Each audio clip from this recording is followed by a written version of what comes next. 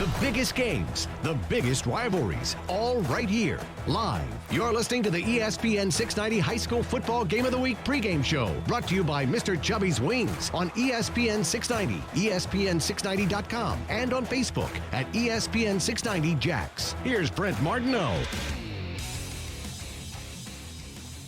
Oh, this is what it's all about. This is why we love Friday nights in the high school ranks. A beautiful night here in southeast Georgia, right across the border, as we made the trip up north to Camden County High School.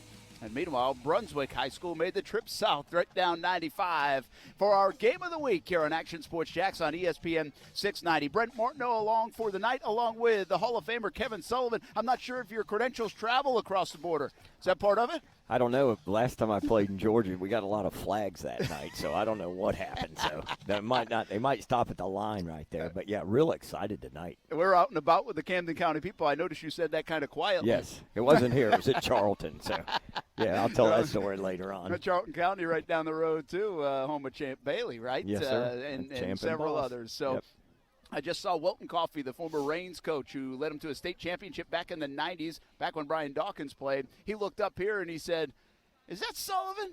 He's like, "Man, he put a whooping on me one time on Main Street, but he had Leon Washington to do it." Yes, we did. Yep, Coach Coffey, was good seeing him. He let me in the gate earlier today, too, so it was good catching up with him a little bit. Good man.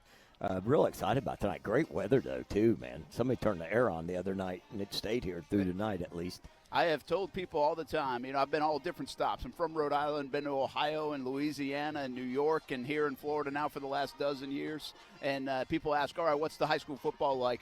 And I actually say go a little north of Yulee and go across the border and get to Camden County, and you might find one of the best high school scenes there is. Everybody is here in town. The town's kind of quiet, right? A little bit like Baker County in northeast Florida, but it's a fantastic setting. Now, that was when I first got here, and this place was packed, and they were winning football games and state championships and going to the Dome and all making runs in the playoffs. Camden County's had some lean years, but here they come now. Bob Spire has really turned the program around. Wilton Coffey is now just the athletic director, no longer the football coach, and Bob's done a nice job getting this program back where they want to be. They're undefeated in 2019. Yeah, they took his first year getting in here, 2 years ago.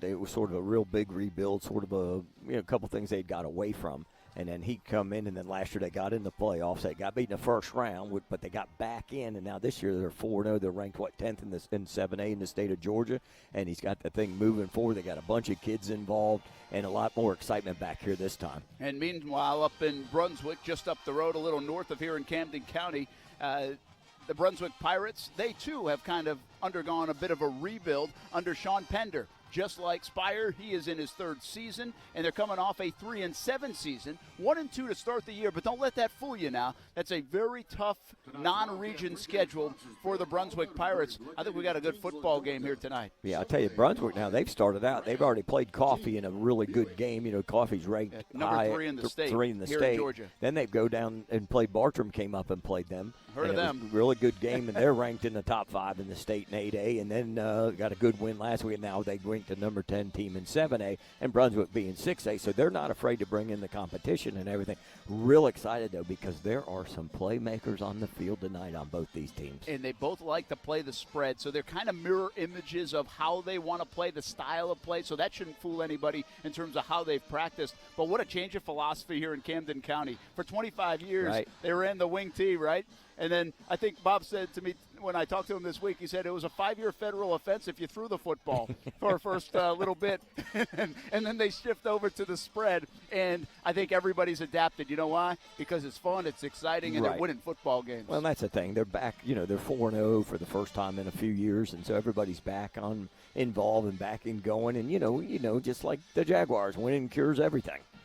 Absolutely. Like a win last night for the Jacksonville Jaguars. And we're going to break it all down. Our Mr. Chubby's pregame show continues. We'll take a break. When we come back, our keys to the game. We'll take a look at those. Brent Martineau, Kevin Sullivan, a little north of the border here on a beautiful Friday night at Camden County High School. The Wildcats host the Brunswick Pirates. Kickoff just a few minutes away. Thanks for hanging with us on Action Sports Jax on ESPN 690. Golick and Wingo. I don't know if I've ever felt worse for a kid in the league than Josh Rosen, right? It's like deja vu for him. He's going through this all again. We may never know what Josh Rosen could or could not have been because of the two situations he's found himself. Golick and Wingo, weekdays at 6 Eastern on ESPN Radio and ESPN2. Tonight's pregame show is sponsored by Mr. Chubby's Wings. You want the best wings in town? Mr. Chubby's Wings is the place to go before the game, during the game, and after the game. Chub it up at Mr. Chubby's Wings. As you know by now, I love the wings at Mr. Chubby's Wings. Hey everyone, this is Brent Martineau. You'll love them too, and you have to try the wings. But Mr. Chubby's has a full menu. Parents, kids, and sports teams, this is made for you. The American Dream Special. Burgers, fries, and a famous Mr. Chubby shake for just $12.99. The American Dream Special. I suggest throwing in some wings, too, especially the Maple Cajun. 2 locations, the West Side and in Fleming Island. Chub it up at the place to be, Mr. Chubby's Wings. During the 2020 model year kickoff event at Honda of the Avenues, pay nothing down except for your tag. Like a new Honda Accord, just $244 a month. Just sign and drive. Happening this month at Honda of the Avenues, the Honda Giant. Lease a 2019 Honda Accord for $244 a month for 36 months. Price includes lease acquisition fee, dealer dock fees, $0 security deposit, title and registration plus tax. With approved credit through HFS. Lessee's responsible for maintenance, excessive wear, and use of 15 cents per mile over 12,000 miles per year and license tag. Valid on in-stock units only. See dealer for details. Offer ends 9/30/2019. You're listening to the ESPN 690 High School Football Game of the Week pregame show, brought to you by Mr. Chubby's Wings on ESPN 690. Here's Brent Martineau.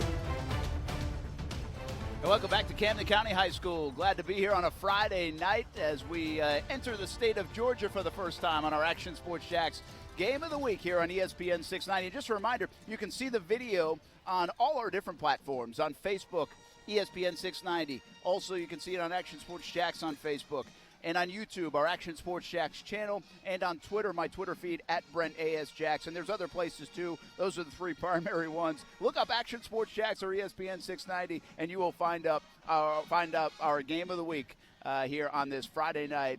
Camden County High School on a beautiful Friday here. Brent Martineau along with Kevin Sullivan, and we have the Brunswick Pirates visiting the Camden County Wildcats. And let's get it rolling, Coach. Our Lusab Honda the Avenues keys to the game. Lusab Honda the Avenues, Jacksonville's Honda Giant, the Honda dealer that makes you happy. What do you got tonight? Well, as I alluded to earlier, a lot of good athletes on the field, real good running backs, really good wide receivers, and 2 really solid quarterbacks. So for Camden, I believe the key is stopping the running combo of Hill and Simmons. Last week they broke out. Both of them are over 250 yards in 3 games each. So they've been able to get good averages, move the ball, score some touchdowns. They've got to be able to keep their quarterback Logan Watson upright and healthy. He makes the whole show go, man. He can throw it, he can run it, he controls everything. And then they got to have something positive on special teams. It's been a little bit of a weakness for them, but looking for something positive tonight.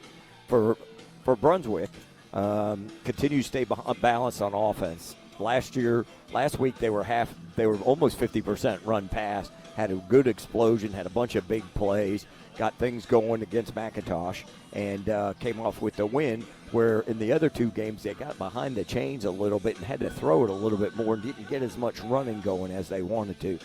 They need to be able to shut the run down and make Camden one-dimensional, mainly controlling Felix, number 10, the sophomore running back, averaged 6.4 yards a carry.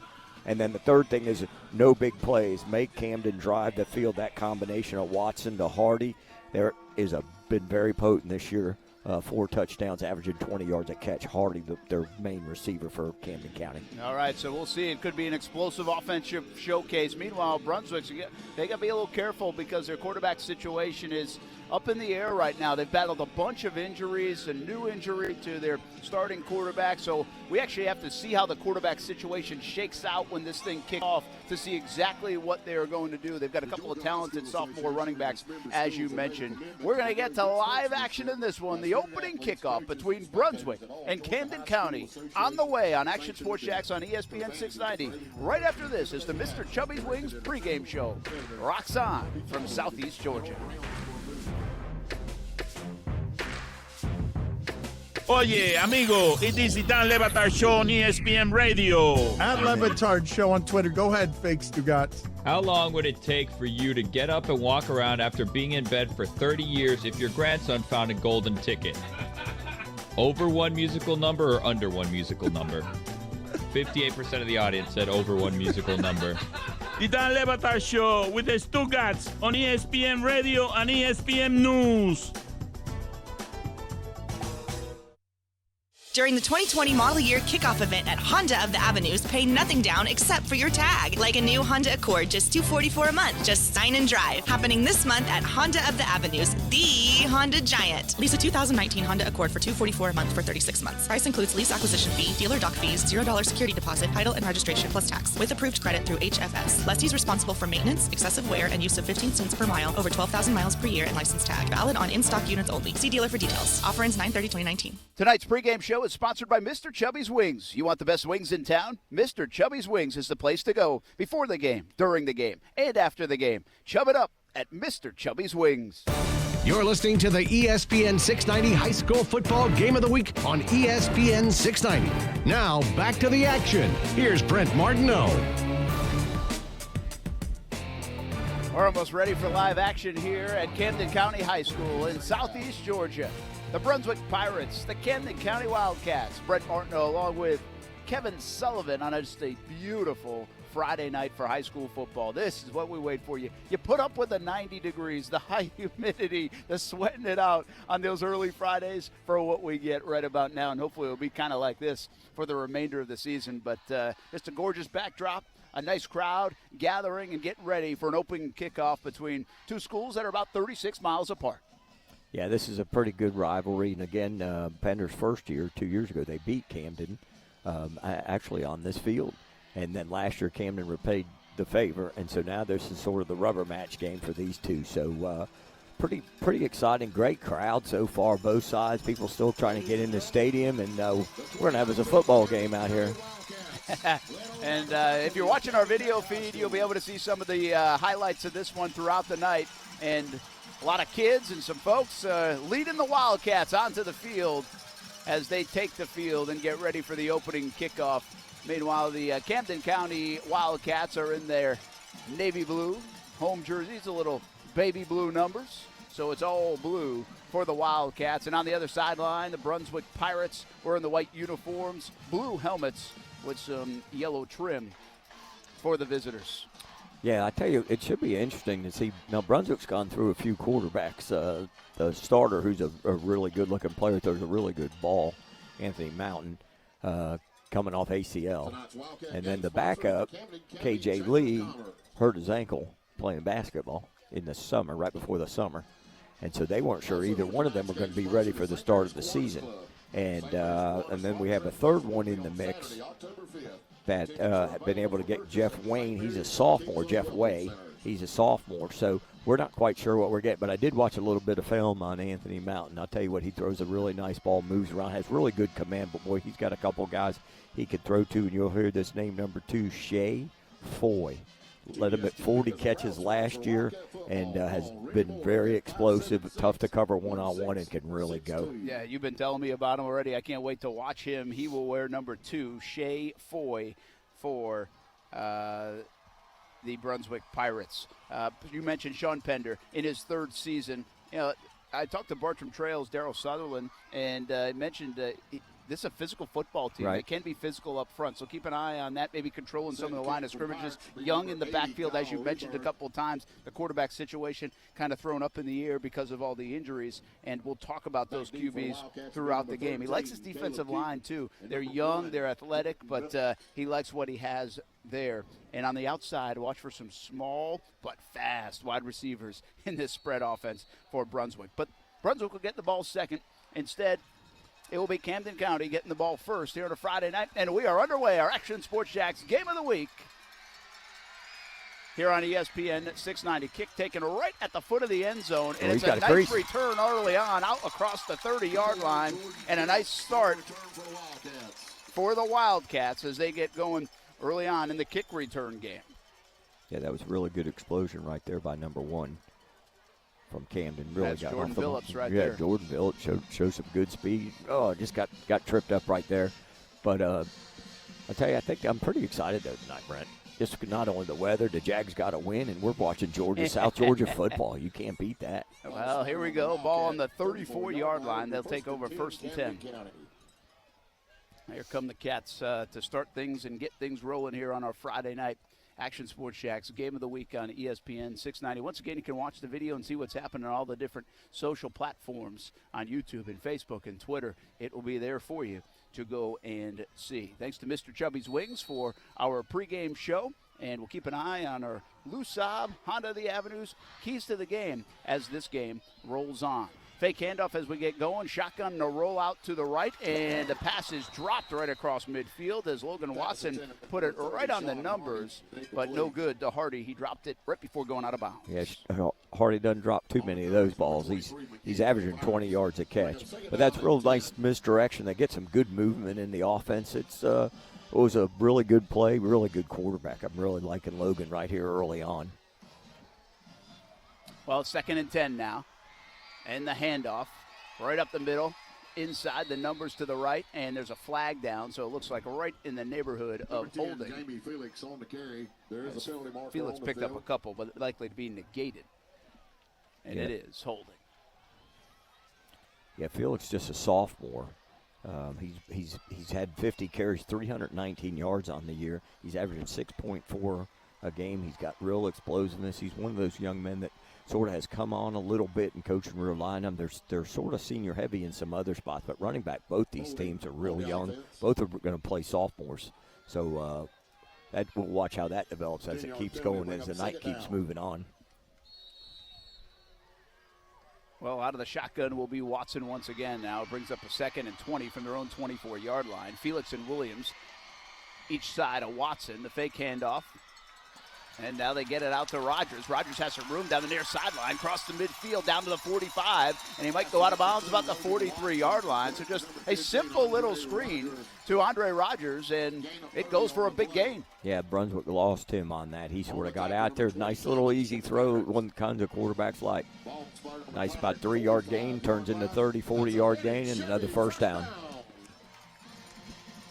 So first down on Brunswick's 45-yard line, 1st and 10, and here's Felix. Dances a little bit, hits the hole, now down to the 41-yard line, and still going, trying to stay on his feet. Brunswick will bring him down after a gain of 4. Yeah, Felix got good patience in there, sort of gets up in there and sort of sees it, once he sees the hole, he explodes, but he's sort of real patient, trying to let everything get set up as they run that little inside zone play. Felix will accompany Watson in the backfield. 2nd and 6 from the Brunswick 41. A little shovel pass. So one of those quick guys for Camden County.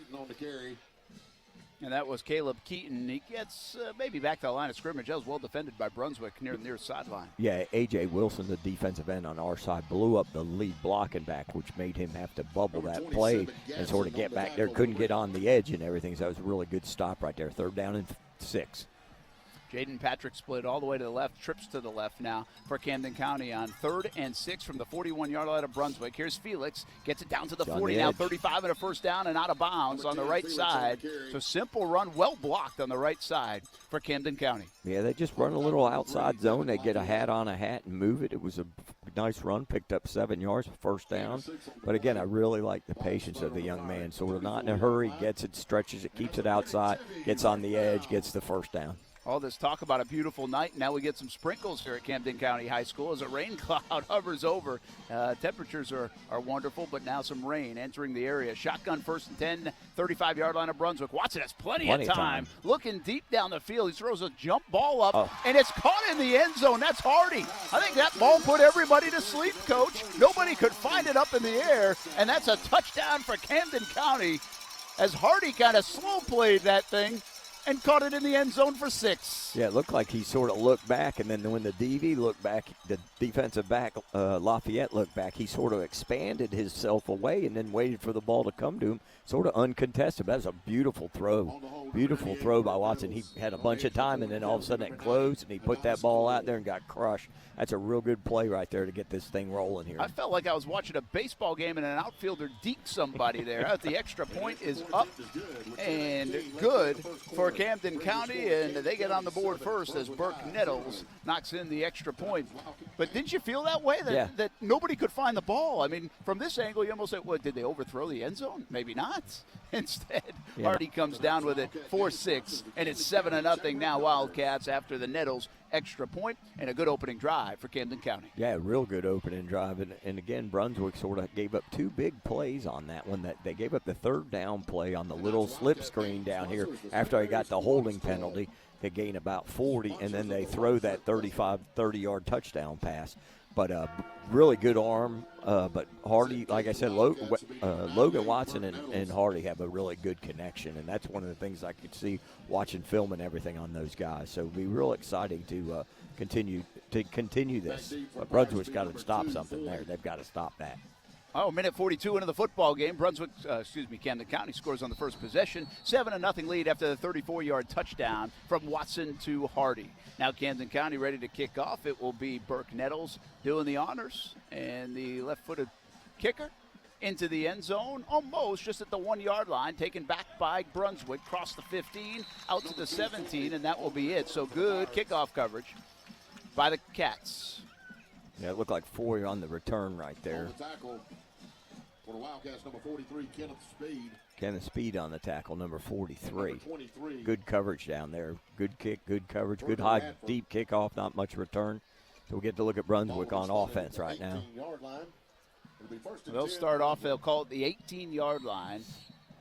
So not great field position to start first possession for the Pirates. Down 7-0. Shotgun snap is given one of those sophomore running backs across the 20-yard line, pickup of about 4 yards. So a good push on that offensive line that we've heard so much about. Yeah, it looked like that was number 9 on the carry. That was right Hill, there. yeah. It was Yep, Kobe Hill. Kobe Hill. Jacoby Hill is his full name. They call him Kobe. Sophomore running back, and teams up with Reese Simmons, number 14. Those two will get a bulk of the work in the backfield for Brunswick. Anthony Mountain, the quarterback, shotgun, handoff, and they are met immediately at about the 21-yard line. A host of Camden County defensive players. Reese Simmons didn't have anywhere to run. Number 24, Desmond Fogle on the tackle, number 24. I'll tell you, up front now, they're pretty good size up there. They've got a 3-year starter at center who's been the tackle, 56, Xavier Ramsey. And they feel really good about their offensive line. Mountain out of the shotgun now on 3rd and 7. He'll look to his right. He throws high and has a receiver about a step, but he overthrew him a few yards. I think the receiver on the play around the 40-yard line got tripped up, tangled up with the defender, and that kind of threw off the timing of that pattern. Incomplete. Brunswick will have to punt on their first possession. Yeah, but they did a pretty good job on what they wanted to get done. That was 4. He's trying to get the ball to 4. He tried to run a little smash concept, a little inside fade off there, off the number 2 receiver where 4 was. He just overthrew that a little bit, got a little bit too much juice in the arm, a little bit too much excitement in this big rivalry. Set the punt for the Pirates to be number 80, Kyle Rayberg. Kyle Rayburn on the punt. They came after it. Rayberg on the punt now, and that's a pretty good one. Crosses midfield. It bounces, and it'll be a Brunswick bounce across the 40 down to the 35, inside the 30 now. So a fantastic punt. That's about 50-yard punt there.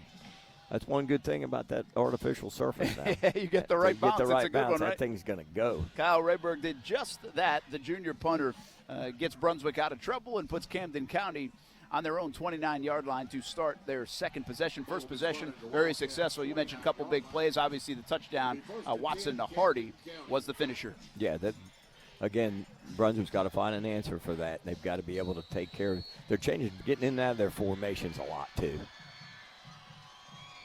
The snap and the handoff, and that looks like it might be Williams on the carry. It is right to the 30-yard line, but Brunswick defense swallows Williams up. Gain of 1.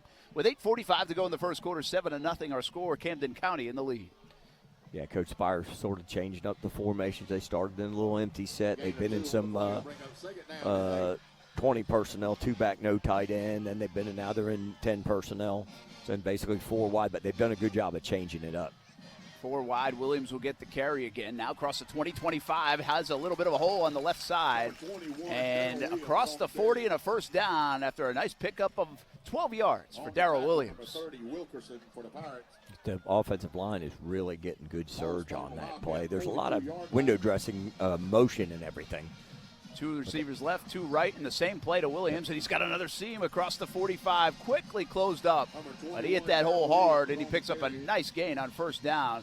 Call it 5 yards. Yeah, the left tackle there, Micah Moore, seems to be the side running the left tackle. He's got a couple Division I offers getting off the ball there. They are following him, aren't they? Yes, sir. Keeson Kennedy, the left guard, too. They're really getting off going. That big left tackle, he's a stud. Getting some big-time offers from around the country. 4 wide receivers again. In motion go the Cats. Drop back to Watson. He has a receiver down the seam, and it is Andre Rogers. Makes a move, scores a touchdown. It is 13-0 Camden County as they hit it big in the passing game for a second straight possession. Yeah, that was a 55-yard pass, and it looked like there was nobody there in the secondary. They definitely had a blown coverage, whatever they did, but they ran a little crossing route with when he got vertical off the crossing route and wide open, just put it on him. That's the ones that I always tell the wideouts, when you're wide open, that's the ball you count on the most because those are the ones you drop because you get so excited knowing, man, I'm scoring. So you got to really concentrate on it when you're wide open. He had just one man to beat, and he beat him, and it's a 52-yard pass and catch officially. And the kick is up and good as well. So 14-0, 7:34 left in the first quarter. Camden County off to a fast start against Brunswick, and they're doing it through the air. Yeah, through the air. Again, they have a lot of weapons in there, and they've got a bunch of different guys. They've got all conference guys, and who hasn't even, we've talked about Hardy. Rogers has been the big guy going in this way, and so they just got I think Brunswick is a little shell-shocked. Secondary was supposed to be their strength. They've got 3 returning starters that are all seniors. Most of them are 2- and 3-year starters. And it looks like they're getting a little bit frustrated. Maybe they're not getting a call in. Maybe they're not, because when you change the formation and you're trying to get everything done, you got to make sure the back half knows what's going on more than the front half. I hate to tell people that, but those back guys, they get beat like that, and everybody knows they gave up the touchdown. It might not have been their fault. It might have been their fault. Maybe they're that guy was playing zone. So just different things, but that's not the way you want to start 5.5 minutes into the game down 14, unless you're Creekside. Who often rallies. So it's 14-0, 7:34 to go in the first quarter. This one just really getting going, and Camden County's off to a hot start. Nettles will do the honors. The left-footed kicker delivers an end over end, and now we have a whistle. I think they got offsides on the kicking team, so we'll do it again. And march it back 5 yards. Yeah, so they changed the kickoff rule probably about 5 years ago, where you used to be able to be on the line. So you could have 1 foot on the 35 kicking from the 40, the back guys, all the guys running down. And then they moved it the year after that, and you've got to be off that line. So you got to be within 5 yards of the kicker. So some of those guys take off a little bit, and they don't time it up. So you've got to work on the time. And they did that for the safety of the game, sort of like they've done, on all the other levels. So we'll do it again. And that should give Brunswick a chance to return things. That Shea Foy back Foy's there back. again? Yep. And he's explosive. He's sitting back about his own 8 or 9 yard line. Burke Nettles, the left-footed kicker. It's up and it's away, and this one's more a line drive. It sends Foy back to his 5. He's got a chance to return it to the 15, 20, and just across the 21, 22-yard line, he gets tackled. So very good kickoff coverage with a dangerous return man. The Cats are off to a fast start. Special teams looks good. Offense and defense looking good. Yeah, Desmond Fogel's second special teams tackle down there. Got off the block, made a good play. And we got to see Foy's coming out of the game. Helmet came off. So he'll be out first snap, at least one. 7:26 to go in the first quarter. Brent Martineau along with Kevin Sullivan, Camden County High School with a 14-0 lead. Fast start, first 2 possessions, 2 scores, a 34-yard touchdown pass play and a 52-yard touchdown pass play has the Wildcats in the lead, 14-0 over Brunswick. Second possession for Anthony Mountain and the Pirates. Hands to the running back in the backfield, and that's Kobe Hill again. Maybe up to the 24-yard line, but not much doing on the interior against this Cats defense. Now, good little misdirection there, and he just sort of ran a little zone play with him. Hills has 3 touchdowns. Has 2 touchdowns on you. He's having 7.37 a carry coming into tonight's game. So from the 24-yard line, let's call it 2nd and 6. Mountain with Hill back there once again. And now we'll throw it pretty much behind to Marion Carmina. Pass complete to number 1, Carmina. And he's near the sticks. Yeah, close to that 30-yard line. For the Wildcats, number 3, Michael Holmes. Carmina's got some good speed on the edge right there as soon as they got him the ball. They call him Pac-Man. They do call him Pac-Man. Nice. I like Pac-Man. Yeah.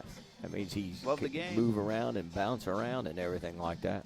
They give him a first down. Nose of the football on the 30, so it'll be 1st and 10 for Brunswick. And they will utilize those quick receivers, Carmina and Foy. They'll see a lot of action. Xavier Bean, number 10, keep an eye on him as well. He's out to the left side, I believe. And then those backs, players to watch. Hill, number 9, and Reese Simmons, number 14. So 1st and 10 from their own 30-yard line, trailing 14-0, 6.5 to go in the first. Here's Mountain, drops back to pass. Now he has Xavier Bean right up to the 40-yard line on a little pass and catch that picks up 9 yards, and will set up 2nd and short. On the tackle for the Wildcats, number 31, Anthony Hunter. They bring up 2nd down and 1. That actually might be Tyrese Jones, number 13. 13. Is that 13 or 10? Yeah, 13. That was 13. Yeah. Tyrese Jones. Yeah, Tyrese Jones, not Bean. Excuse me. Keep an eye on Bean, too. He might get in there. 2 wide receivers to the right. Mountain hands off once again to Hill. Up through the middle and picks up a first down on a 2nd and short, crossing the 40-yard line. So it keeps the chains moving here. 2 first downs here on the second possession of the game for Brunswick. Yeah, it's getting a little bit of offensive rhythm a little bit. Both of these teams don't necessarily go overly fast, but they get them in and out. Nobody's huddling tonight, so we should move pretty good. Simmons and Hill in the backfield with Mountain. Mountain drops back to pass, has some time, launches down the field. Looks like he overthrows a receiver down there in the middle of the field. Well defended by Camden County, and now we have a flag back near Mountain, so let's keep an eye on this. And it is going to be roughing the passer against Camden County, so another first down, and that will move things into Camden County territory for the first time tonight for Brunswick. Yeah, really good coverage. Looked like 31 Hunter down there on the coverage right there. And pretty good movement right there at the corner. The corners are going to be tested tonight. They've got to know where Foy is every series. We got a timeout. Hold on. 5.5 minutes to go here in the first quarter, and those sideline warnings. How many of those did you get during your career, Coach? As long as they let me go to the numbers, I was okay. Is that what they usually gave you? They'd give me a little bit. Depends on what crew it was. You know, the guys that have been around a while, they give you a little bit more leeway. And you know, again, it's how you treat them too. But, you know, if they run into you, they don't like that. So I tried not to get run over. But, yeah, if they'd let you out to the numbers, that would be okay. Conversation with our referees and Bob Spire, and he shook his head, and that was amicable. So here we go. 1st and 10 from the 44-yard line after the roughing the passer penalty against Camden County. Brunswick, couple of running backs next to Mountain. And there's the handoff to Simmons. Down inside the 45, across the line of scrimmage, and maybe gets a yard, but not much as that Camden interior does a nice job for the Cats. Yeah, that looked like Simmons on the carry. That looked like Tucker on the tackle. 16 Tucker. And 99 to Terrace Glover. So the inside, they play 3-4, so they're going to give you some looks. Looks like they're an old 5-2 at times. It looks like they're in some 4-3, but they play with a nose guard. They do different things with the outside backers, walking them up as DNs. Give you a bunch of different looks. 2nd and 9 from the 43 as Mountain got him. has a wide open receiver. It looks like Foy in the middle of the field, but he overthrows him just a little bit down near the 10-yard line, and Mountain to Foy was nobody near him. Nobody near him.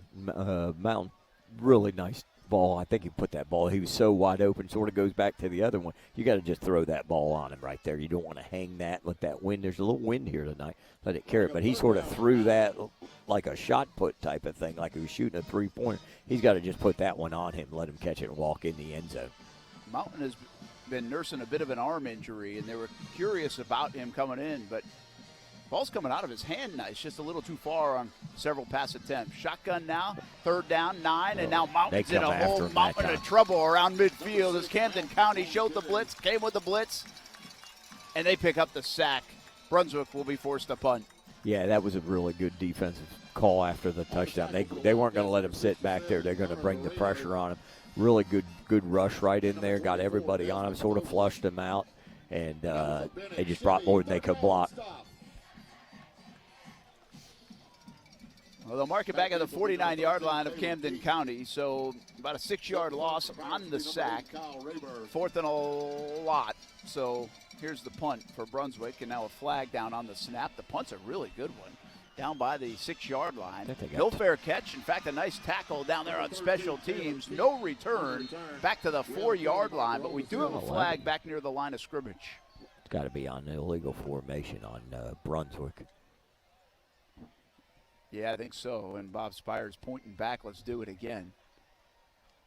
Right now, the ball marked at the 6-yard line, so they'll no doubt have Brunswick kick this again. Too bad, too, for Brunswick because that was really good special teams. It was a good punt, first of all, and then good special teams coverage. Yeah, they just went down to the return guy. Who's the return guy, 13? Yeah, Caleb Keaton. Yeah, coach went down there and said, "Fair catch that thing." He's talking to him right now. He was talking to Keaton right around the 25-yard line as everybody marches back. Ball will be set on the 46 now of Brunswick, and it brings up 4th and 21. On the offense. So they'll do it again, and this time Keaton will be back about his 20-yard line. Again, that was a beautiful punt, the last one. Let's see if they can do it again. No. Not that time.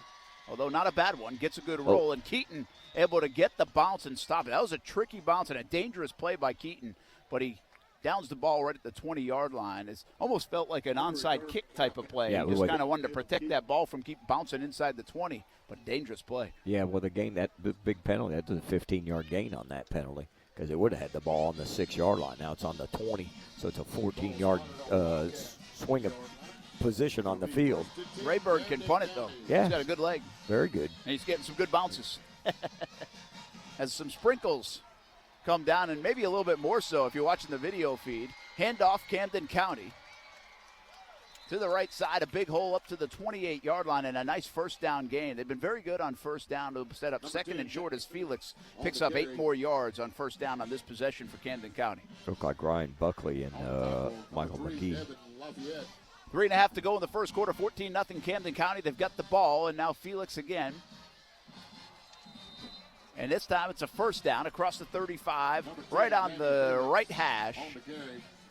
So 2 carries, pickup of about 12 yards, and actually 17 yards out to the 37-yard line. And once again, the Cats' offense is cruising. Yeah, moving really well, getting some good pulls from Kinsley Kennedy. Doing some really good things up inside. Little counter tray look right there. They'll keep it on the ground, but this time Brunswick bottling up Felix for a loss if they can finally bring him down, and they do. A host of Brunswick players, but good push there on the right side of Camden's line. It will be a loss of a few yards. Yeah, they try to run a little counter tray, pull the guard and tackle up on the top side to sort of get him, and they got good penetration. Number 15 again, Wilson, the defensive end guy, got in there, got some good disruption, and then the rest of them just could run to it. So 2nd and 14 from their own 34. 4 wide receivers set once again. Watson fakes the pass right, now being flushed back near the 20-yard line, just throws it to an empty spot near sideline, and that ball falls incomplete as Watson tried to wait for something to develop, and nothing did. Well, they tried to run wide receiver screen on that, and the corner did a great job of jacking him up and running with him, so there was nobody there. And Watson did a nice job not throwing that ball away across the line of scrimmage. That would have been a penalty because they had the lineman downfield. So that was a smart play by the quarterback, just getting rid of it. That is a heads-up play. 3rd and 14 from their own 34. See if Brunswick can get Camden off the field.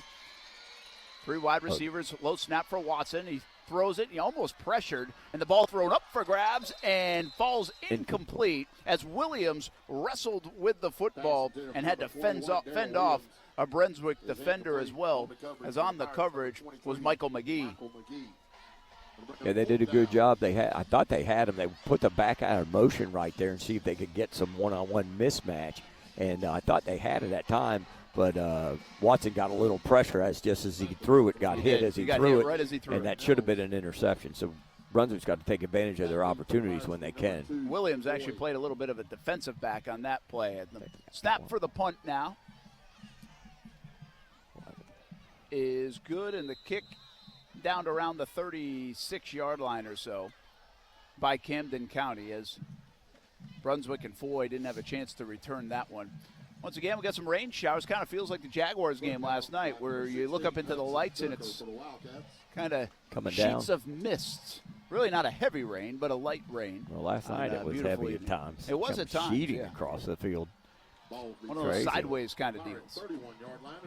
But nonetheless, I don't think it is much of an impact right there on the football field at the moment. No. We'll see if it keeps up, but it's been kind of these squalls going through the area, northeast Florida, southeast Georgia, the last couple of days, and we've got another one right now here on a Friday night at Camden County High School. 2:21 to go in the first quarter, 14-0, Camden County in the lead. Here's Brunswick now with the football at their own 30-yard line. Mountain drops back, pressured a little bit, steps up and runs across the 35 out to the 36-yard line as he's leg tackled near the Camden County sideline. Yeah, he was running for his life a little bit, and we had number 10 running right down the seam, Xavier Bean right down the seam, wide open, sort of remnants of Foy the last series, but he was under too much pressure getting out of there. And so brings up 2nd and 10. Mountain's an interesting story now. He's had 2 ACLs, one last year, one back in 8th grade. And he just made his way back, and now he's got a little bit of an arm issue that they weren't sure how he would do. Well, so far he's in there, and he's made it through almost the entire first quarter as Mountain hands the ball off on 2nd and 4. Simmons is tackled for a loss behind the line of scrimmage, probably lose a couple of yards as Camden County's defense has been really good against the run. Yeah, that was Jones, number 6. Number 6, Jaden Jones. Did a real good job getting off the block on 78's block there. Caleb Cook, 6'3", 265-pound, 2-year starter at left tackle, did a nice job of getting off that block, making that tackle. 3rd and 7 now. Trips to the right for Brunswick, and Mountain is in the shotgun. Rolls a little bit to his left. Has a receiver at the 43, and he's got it complete. And a first down, goes out of bounds around the 48-yard line, as that's Marion Whitfield for the first down.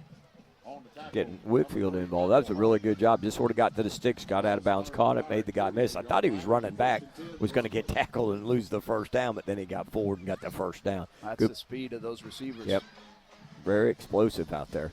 So Whitfield now stays to the left, 1st and 10 at their own 48-yard line, down 14-0 with a minute to go in the first quarter. Mountain shotgun takes a snap, has some pressure, and now he looks like he could be sacked. He will be sacked. There's also a flag on the play as well. On the tackle, number 67, Hunter Garrido with the sack for Camden County as they got back there in a hurry, and Mountain really didn't have a chance. Yeah, there was a lot of good. Glover got in there and got some really good pressure, too, made him have sort of step up in the pocket.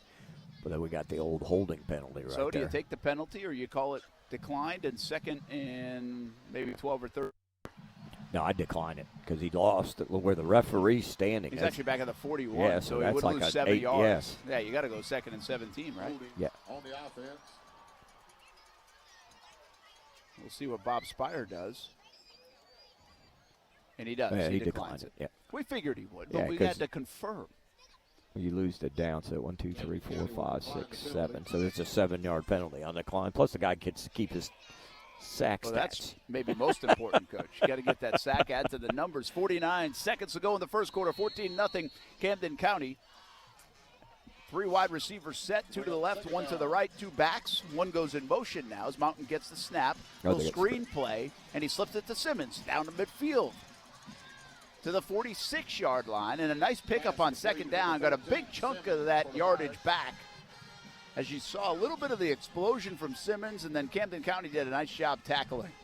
Yeah, it looked like Charlton, the big offensive tackle, 6'4", 300-pound junior, or sophomore that's getting a lot of looks right now, was out in front trying to get his big body in the way on those fast guys trying to get in the way. That's all you tell those big guys to do is just get in the way. Let the running back do his thing. 3rd and 4 from the 46-yard line of Camden County. 5 seconds to go in the first quarter. Last play of the first quarter. Mountain gets a snap, a little pressure, but flips it out, and a first down and then some. Down to the 40, a big hit, but still on his feet. And that is Bean, I believe, down to the 31-yard line as there was a collision about the 35. But still, it's a first down and then some for Brunswick. A nice pickup on 3rd and 4. Yeah, that was Kobe Hill. They just ran a little naked boot off that, so the backs crossed, and he was sort of work as like the H-back came out the back door and just threw it to him right there. And nice job. Number one's got to make that tackle wrap up. You can't just try to kill them all the time. That was a big collision, but Kobe Hill stood it up and picked up a big one. And now Brunswick is on the move. First down when we come back. That's the end of the first quarter. We'll take a timeout. Our Action Sports Jacks game of the week on ESPN 690. Camden County in the lead, 14-0. WOKV Jacksonville. Listen live everywhere you go on ESPN690.com. ESPN 690, a Cox Media Group station. As you know by now, I love the wings at Mr. Chubby's Wings. Hey, everyone, this is Brent Martineau. You'll love them, too, and you have to try the wings. But Mr. Chubby's has a full menu. Parents, kids, and sports teams, this is made for you. The American Dream Special. Burgers, fries, and a famous Mr. Chubby shake for just $12.99. The American Dream Special. I suggest throwing in some wings, too, especially the Maple Cajun. 2 locations, the West Side and in Fleming Island. Chub it up at the place to be, Mr. Chubby's Wings. You're listening to the ESPN 690 High School Football Game of the Week on ESPN 690. Now, back to the action. Here's Brent Martineau. Hey, welcome back to our Action Sports Jacks Game of the Week. Brent Martineau, Kevin Sullivan. We begin second quarter play amidst some rain here at Camden County High School. 14-0 Wildcats in the lead over Brunswick. Brunswick has a 1st and 10, and they almost broke one loose. As they get inside the 20-yard line, Kobe Hill back-to-back plays, picked up big yardage on the screen, and now off the left side. Nice run, another first down, and inside right at the 20-yard line, Brunswick will set up shop. Yeah, touchdown saving tackle there by Holmes, number 3. The free safety came in or got him down on the shoelaces. They're running a little RPO here, Brent, is what they're doing. And it's set. They got tight end to the top and 3 wide receivers to the bottom. Oh, another hand off the hill, this time right up the gut, and he pushes ahead to try to pick up a couple of yards. Might give him 3 and bring up 2nd and 7. But Kobe Hill doing a lot of work here as he exits the game after 3 consecutive plays to number 9. Yeah, he's the leading rusher on the team. Again, both backs, Reese Simmons and Hill are both 10th graders. Yeah. So they've got a pretty good mix in between the big offensive linemen, which is mixed between a few seniors and juniors, and then the sophomores. So 4 wide receivers, shotgun snap to Mountain. Mountain rolls right, looks to run, now being pressured, and he might be brought down, and he will be brought down at the 25-yard line. Another sack for Camden County on the play. Yeah, it looked like 38. That's Senegal. Senegal, yeah. On the tackle for the Wildcats, number 38, Derek Senegal. Yeah, Mountain's got to throw that ball away. He didn't want to take that sack right there. 8-yard sack, put him back in long yardage on 3rd down where he throws it away. They're still manageable there.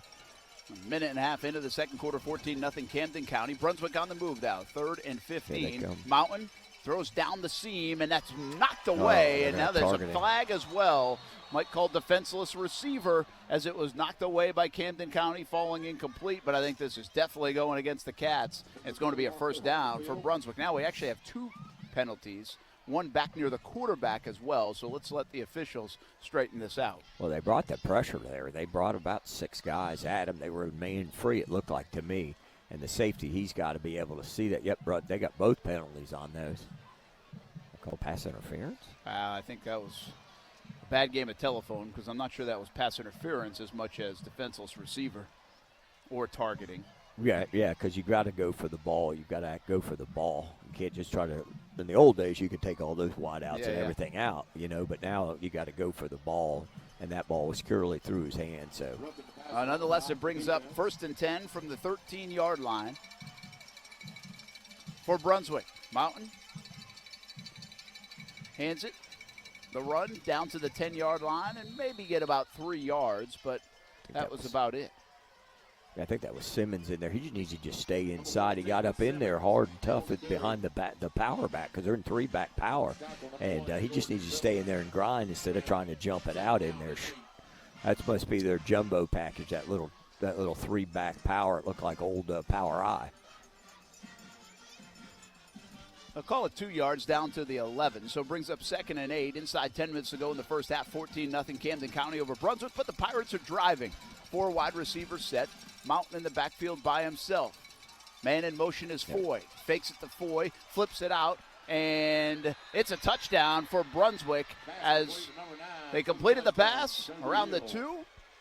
And is that Hill again? Yeah, that was the same play they hit the big third down on. Just right the opposite here. side of the football field. Yep, just going the other way. All it is they're running a naked boot. They're bringing the H-back up underneath, faking the inside zone, and the middle linebacker's got to play the run off that, and then he's got to come off and go. They're going to have to make some adjustments on that because that's been a good play for them. No doubt the usage of Kobe Hill was good on that drive. He touched it a bunch, and he made some big plays, including the touchdown from 11 yards out. The extra point is up, and the extra point is good. So Rayberg able to knock it through, and it makes it 14-7. A nice comeback drive right there by Brunswick, coach. Yeah, and Brunswick. Again, I think it was all Kobe Hill on some big plays.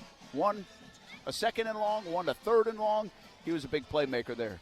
Yeah, and the penalty didn't help them, too, because that would have been 4th down. They had the 2 penalties. But, again, they're getting the ball into their guys in space and doing some different things and moving guys in and out. And, you sort of, if you're keying on Hill, then Simmons beats you, and then you key on Simmons and Hill beats you. So, but I'll tell you, Mountain's done a really nice job sort of spreading the ball around, but eluding the pressure and hanging in there, especially a kid that's coming off an injury. You never know how their mindset's going to be when they're banging them and knocking them down right there. Well, you brought it up, too. The quarterback situation has been a tenuous one for Sean Pender and Brunswick. They've used all 3 quarterbacks this year. They had to go to their 3rd-string quarterback, Jeffrey Way, who's just a sophomore, his JV quarterback. And Mountain comes back, and then he gets hurt again with the arm. They weren't so sure, but he's doing an admirable job here tonight against Camden County. As the kickoff lands about the 4-yard line, the return for Camden County out across the 25, 28, and maybe to the 30-yard line for Camden County, and that's where they will set up the home team wearing their dark blue uniforms going right to left. Will take over 1st and 10 with 9.5 minutes to go, and in the lead 14-7 over Brunswick. Now looking for a response after the Pirates just scored. I'm telling you, Keaton may break one of those before the night's over with. Yeah, he's close. He looks close, he's and then close. all of a sudden it gets swallowed up. But I'm telling you, he's got good explosion up into the line. So 9:30 to go. Camden County, 1st and 10 on their own 31. Watson shouts out some signals to his offensive line. 3 receivers, 2 to the right, 1 to the left. Watson looks to his left, throws it downfield around midfield. The 45-yard line just overthrows Hardy. And Hardy had a step, but that pass was off by about a half a yard. Yeah, I like that going after that. They were man coverage there, number 1 on the coverage. Karina, who's playing both ways, Pac-Man, playing both ways. So they did a good job making him work a little bit right there. 9:23 now to go in the first half, 14-7. Camden County. It's homecoming here at Camden County High School. And it looks like the rain has subsided. Beautiful night, really, overall. Just had to dodge a rain shower a short time ago, but overall, beautiful night here in Southeast Georgia. Shotgun formation once again. The handoff to Felix across the 31. Maybe touches the 35 and picks up 4. Yeah, Felix, good, strong runner, really good balance in there. And again, the guys up front, Micah Ballard's the center. Noah Demerit, the right guard, getting good push inside right there. I like when you give love to that offensive line. Oh, you know it. Baby. 3rd and 6 from their own 35 for Camden County. 4 wide receivers now, and Felix in the backfield. Watson screens it, has a man. He's gone. One of their quick guys, and he's blocked well down to the 35, the 30, 25, and Brunswick catches up and is able to force the play out of bounds, but not before Patrick's able to pick up a bunch of yards and inside the 20-yard line. Yeah, Cameron Crump made a heck of a play coming from this side of the field, running that down. I thought he was. He had a really good angle, but Cameron Crump came down and really did a nice job on his pursuit angle, made the tackle, keeping that out of the end zone. Perfect call on 3rd and 6, picks up 41 yards. Watson to Jaden Patrick. Now inside the 20-yard line of Brunswick, it's 1st and 10. Trips to the right, far side of the field. A handoff.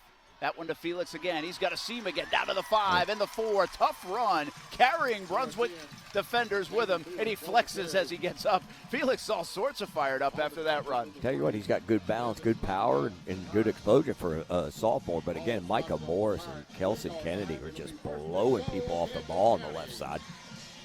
They're following the big fella. Yes, every time. Highly recruited junior. And here we go now, 1st and goal from the 3. The hand to Felix, down to the 3, the 2, and does he get in? Yes, he does. There's the signal as he crosses the goal line. Watson fired up, Felix fired up, and the Camden County Wildcats lead it 20-7. They march right down the field, and that's a nice response drive for the Cats. Yeah, that was a really good response drive. Little quick passes out there. The screen was a big play. Really good call, really good series coming back answering that. After that touchdown by Brunswick, sort of take the little steam out of that Brunswick momentum. So Adonis Coyle comes in to try his 3rd extra point attempt of the first half. And the snap, the hold, the kick, it's good. 21-7, 8:05 to go in the first quarter. Camden County responds in a big-time way, and they're looking good on the offensive side of the ball, Coach. Yeah, they do. I like the way they do. They've got enough playmakers. He can spread the ball around, and then they've got the equalizer, the back. Felix is just such a good player. You cannot, if you're gonna keep everybody in the box, they're gonna beat you in the air. And if you're going to play back, then they're going to beat you with Felix. So they've done a good job of getting the ball in their playmakers' hands. I really like the quarterback, too. He's got good command, Logan Watson. Got real good command of what they're trying to do on offense. Well, you said it, Felix and all these guys in the spread, you kind of think of like, okay, quick strike, big gains, playmakers, but I thought Felix there showed a toughness about him, some good, strong, hard running, carried players with him on his way down to the 3-yard line right before they scored the touchdown. So got a little toughness along with that speed and big playability. Yeah, he's got a good power, too. He's got, to me, it looks like from early on, you can tell he's got really good balance. You can tell by when they go to tackle him, and he sort of stays on his feet when they blow the whistle and everything, and so he's got really good balance, really good lower half power, really good player. 8:05 to go in the first half. Brett Martin along with Kevin Sullivan. We're here at Camden County High School in Southeast Georgia on a beautiful Friday night. Yeah, we had to dodge some rain showers, but other than that, it's fantastic as Nettles kicks it deep into the end zone. And that will be a touchback. That's the rule that you'd like to see change. I would like to see that I tell you, change. You know who else wants to see it change? Is Foy, because he wanted to bring it out. Yes. Again, we talked about it last week or the week before. It's just, if you have a kicker, it's a bonus to have a kicker. But if you have a kicker and you've got good return guys and it's 2-3 yards deep in the end zone, I'm not talking about running out 9 yards, which some of them would try to do it anyways. But I think they should let them just play and let them run it out. From their own 20-yard line, that's where Brunswick will set up after the touchback. 8:05 to go in the first half, 21-7 Camden County. Mountain gets the snap, has a man open down the seam, but just overthrows him once again. So close. That was Carmina again. Playing both sides of the football, and, man, he had a step, didn't he? Yeah, Camden's playing a little zone coverage in there, and they're just catching him up in the seams, getting the ball between the free and the outside backer who's letting him go because he's playing the flats and hitting the seam. They should have hit that play 3 times tonight. Yeah, Mountain, I told you a couple times now, he has a bit of an arm injury, and you almost think he's maybe trying to put a little too much on it. Gets the shotgun snap, rolls right, now bounces back to the middle and runs it. Across the 25, maybe the 26 before sliding down on a pickup of 6 yards. Bring up 3rd and 4. Yeah, that was a good job. Little design run. They tried to run a little rub route in there, a little wheel route by number 2, a little sit down in, but they changed the coverage and went to cover 2. So they had 2 guys sitting right there, so he didn't know where to go off that rollout and had to take off.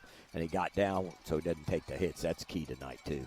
Foy comes out to the right. Looks like Bean along with him. 2 receivers left, 3rd and 4. And Mountain throws it into the Camden County sideline, overthrows everybody. And that's been the mistake so far tonight for Anthony Mountain is the overthrows. Not underthrowing anybody. It looks like he's got a big, strong arm, but the accuracy is off tonight. Yeah, he may be, like you said, overcompensating because of that arm injury and everything like that. But he doesn't look like he's got any injuries holding him back. It's coming out of his hand. Nice. Yeah, it's coming out. It seems like unless it's bothering him on the rotation, because usually if the ball goes high, it's where you're releasing the ball. And I don't think the wet ball has anything to do with it today. No. High snap, nice play. And nice play just to get it off. But this one is a line drive picked up at the 30-yard line and tackled inside the Brunswick 20. And that was an odd-looking play. That was not designed to be. The punt return man there is number 24 for Camden County as the kick went only about, 12 yards. I think Desmond Jones was the guy that did it. I'm not quite sure. But it sort of went like he turned around. The ball was like in his belly. He was dropping back. I mean, he was part of the punt return team, but not really back where the punt return man is. And he was trying to get in the end zone, too, because he don't get that opportunity very often. He was running running hard. Rayberg did a nice job just to be able to Fogel, that's who that was. That. Fogel. It was Fogel, yeah, it was 24. So shotgun for Watson now as he pump fakes, now looks to roll left. He's being flushed out, and he will be sacked as well. And there is number 15, A.J. Wilson. Once again, he's having a nice first half. He's having We've seen him in on a couple of plays. Yeah, he did a really good job on that. It looked like they were trying to throw fake in the tunnel screen out there and then run the takeoff to number 2. But it looked like he got caught up, and then he got out there late. So good job on the defensive side by the Pirates. They got an answer. Got holding a field goal here. 2nd and 15 now from the 23. Handoff to Williams. He goes left. Down inside the 20. Some solid contact with Wilson, but gets pushed out of bounds around the 16-yard line. Still a pickup of 7 for Williams. Yeah, third down, big third down for Brunswick's defense. They can stop him here holding the field. That'll be huge. Camden got half of it back, so it's 3rd and 7 from the 15-yard line. Trying to take advantage of that bad snap punt that ended up being a line drive kick about 12 yards, and Fogel was able to return it, put him in a good spot. So here's the snap on 3rd and 7. Fake handoff. Watson into the end zone, broken up on the play right at the doorstep of the end zone, and that falls incomplete. It'll bring up 4th down. They're going to go for it here, it looks like. I think we might have a flag. Holding. It is holding against the defense of Brunswick, so let's do it again. 3rd down. That should be half the distance, right?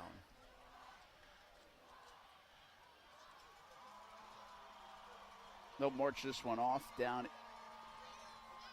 inside the 10, halfway to the goal line, and they'll put it down around the 7.5, 8-yard line. That brings up 1st and goal for Camden County. It'll be 1st and goal, Camden County. So a nice break for Camden County there. Almost a connection in the end zone. I don't know. Instead, they get the penalty. Should have been half the distance. It was. Started at the 15-yard line. They got it down to about the 7. Oh, okay. Yeah, there you go. All right. 3 wide receivers, shotgun. Watson hands it to Williams. No, he doesn't. He keeps it himself. Now he's rolling left, down to the 5, and knocked out of bounds. And a nice play defensively, once again, by Carmina. On the tackle, number 4, Freddie Towns for the Pirates. Yeah, they just try to get a little boot, get the quarterback out and get him sleeping. And again, they're trying to they're signaling everything in from the sideline, trying to get in the right formation and get the right personnel groups in the field so they know what they're getting. So 2nd and goal from the 6-yard line. They call it a gain of 1. 4 wide receivers again. Williams now gets the handoff, jumps over the 5-yard line, and maybe down to the 3 as he elevated for a moment. But Brunswick stops him short of the goal line. 6 minutes to go in the 2nd quarter, 21-7. Camden County in the lead and 3 yards away from making it a 3-touchdown lead. 3rd and goal from the 3-yard line of Brunswick. 2 receivers right, Hardy to the left. Williams in the backfield with Watson as they look to the sideline and get the call. Plenty of time on the play clock. The snap, Watson has it, rolls right, and has an easy touchdown. I think it's Williams on the far side of the football field, and they made that one look easy. Good design, touchdown, Camden County. They lead it 27-7. Yeah, they just ran a little slant out route right there with the roll pass to it right there, and got the ball to Keating right there, number 13. That was 13. It was yep, Keating, 13 not Keating. Williams. So easy pitch and catch, and but what I want to go back to that we didn't say, but the punter made a heck of a play on the bad snap. He did. I mean, he caught it, like got spun around and then kicked it. It just happened he kicked the line drive right to the extra point is up and good once again. That's Adonis Coyle. He's 4 for 4 on extra points. The kicking game's been very good to Camden County. Solid. The entire game's been very good to Camden County. 5.5 minutes to go here in the first half. It's 28-7. Cats lead Brunswick Pirates here at home on our Action Sports Shacks Game of the Week on ESPN 690. Keating getting the latest touchdown. Caleb Keaton, number 13. And Watson's been looking good, and he's distributing all over the place to receivers for Camden County. Yeah, he's done a good job of getting the ball to a lot of different guys that touched the ball, not just the two backs, Hardy, Keaton, Rogers. Of course, Felix and Williams doing their damage, and then Watson got in a little bit of movement in there. But, again, they've got enough things that they can do that really push you in a bind on defense. And Brunswick had come down and got a nice drive and got it to 14-7, and then boom, boom, it's back to 28-7, and they're kicking off again. Well, you go back to that punt, too, to set that up to short field, and you said it. It was a really nice play by Rayberg to capture that and get the bad snap, or it would have been deep into the end zone anywhere. Maybe it goes for a safety, or they recover in the end zone or down to the 3-yard line. But then it was a line drive kick, and Fogel just caught it. It was very odd. It was kind of unusual. After the kick went about 12 yards line drive, he caught it, and that obviously set up Camden County in good shape. And they punch it in 28-7 now as the kick goes into the end zone for a touchback once again. And Brunswick will start from their own 20, going left to right and trailing by 3 touchdowns. They need to get something going before the half. It almost looked like when Fogel caught it, he was like, I can score. Yeah. I mean, it was pretty unusual. It was almost unusual he would even have been in that spot. Right. Well, he was one of the up back guys like that. So it's like he's like turn around, the ball like hit him in the stomach. And then for a minute he was like, wait, what happened? So. All right, so here is Mountain once again. 2 receivers left. It looks like Hill in the backfield. He is swallowed up as Camden County is all over that. He'll lose a yard, maybe even 2. Maybe the officials give him the 20-yard line. So back to the line of scrimmage for Hill, but nothing doing. Yeah, Jones stuck his nose in the inside guys, Glover, Giariano, and Tucker did a really good job in there. But they're overpowering him now at the point of attack. Tucker did a nice job, lost his shoe on the play as well, so he comes out of the game at least for a moment. We'll bring up 2nd down and 10. 2nd and 10 from their own 20-yard line. Mountain gets the snap, looks down around the 30-yard line, right at the numbers, and that ball is thrown behind him, broken up as well. It falls incomplete. Bring up 3rd and long. Yeah, that ball was to Jones right there, just a little post wheel, a little slant wheel in there. And I thought he was a little bit late delivering that ball, or the wideout ran to that route a little bit shorter. I thought he delivered that ball just a little late. He had him open. I think he was a little bit late with it, or the route, like you said, he had to throw it almost behind him to avoid an interception. Shotgun snap on 3rd and 10 from their own 20. Mountain now looking deep down the field, and he has a receiver right around the 50-yard line, but it falls incomplete, and that was Foy. As Foy had to turn around, almost like an outfielder would as he lost the ball, almost recovered in time, but couldn't as it goes off his hands. Yeah, he probably should have took off and run that, got the first down. There was nobody over on this side, Mountain. And he tried to get it to him with a little bit of air. All his balls have sort of been off a little bit high, so I thought he could have just taken off, gotten the first down, and then reloaded. But tried to make the play, and Ford just got twisted around. That's a 3 and out for Brunswick. They didn't need that as they'll kick it right back to Camden County. As Keaton just scored, he'll go back to receive the punt. And the Hayberg punt is across midfield, takes another nice bounce down to the 42-yard line. Under a lot of pressure there. Yeah, a lot of pressure. And the punter has done a very nice job for Brunswick here tonight. Rayberg, as he continues to get some pretty good rolls on some of those punts. They've got to shore up the guys up front on that, because they're just coming right through the middle. It doesn't look like they're even getting their hands on the rush guys. The Brunswick guys need to do a little bit better job of try to hold them up a little bit, because that one looked like it was just a straight all out, just go get the punter. So Little bit of uh-oh time for Brunswick now on defense. They need a stop. 4:42 to go in the first half, 28-7. Camden County in the lead with the ball on their own 42. 4 wide receivers for Watson operating out of the shotgun. Gets the snap, fakes it to Felix, and now he takes it off across the 45. He's running back toward his own sideline, still has it, switches the ball to his left hand, cross midfield, and down to the 48-yard line. That was about as patient of a run as you could get. Everything almost in slow motion there for the quarterback, and a nifty little run. Nifty little run was in hot pursuit by Chump. Chump got off a couple blocks. A little undersized linebacker in there in 34. Good hustle, get on him, knock him out of bounds. That's a 1st and 10 after a pickup of 10. I think he ran about 25 on the play. 4 wide receivers. Watson now fakes the handoff, looks down the field, has a receiver, but he overthrows him at 35-yard line. Pass goes incomplete through the hands of Shamar Roberts. Yeah, that ball was almost picked off the tip by Lafayette, number 3 for Devin Lafayette, free safety for Brunswick. But they need to stop the clock. They got plenty of time, and they're trying to get something positive on this drive. Brunswick's got to get a stop. Lafayette's a guy that's getting looked at from some D1 schools. He's a good player back there. Watson gets the snap now, hands it to Felix. He's running toward his own sideline, near side. Outside the numbers, gets it down to about the 41-yard line, steps out of bounds, and picks up maybe 7. On the tackle, number 35, Ryan Buckley. So it brings up, about 3? Yeah, 3rd and 3, and maybe even in 4-down territory for Camden County. We'll see what they want to do. But 4:15 to go in the first half, up by 21, 28-7 over Brunswick. 4 receivers, shotgun for Watson. Felix next to him on his right hip. They look over to the sideline. Get the new play. Brunswick's bringing pressure here. And now a whistle as the snap, and it's not a delay of game. Must have been a false start. We have a penalty marker on the field. And I think it is. Coach Spire said, run that again. I like what we were going to get there. Run that again. You're right, though. Watson has great command of this offense. Yes. For Camden County does a very nice job. Logan Watson, he's been fantastic in this first half. Right, gets a, they get it. They're signaling everything in. So you got one guy signaling the O-line what they're running, and then they're signaling the quarterbacks that he's sort of telling all the wideouts out there what's going on. So, he's got to know the offense in and out. But the offensive line is looking to one guy, and then all the skill guys are looking to another coach on the sideline.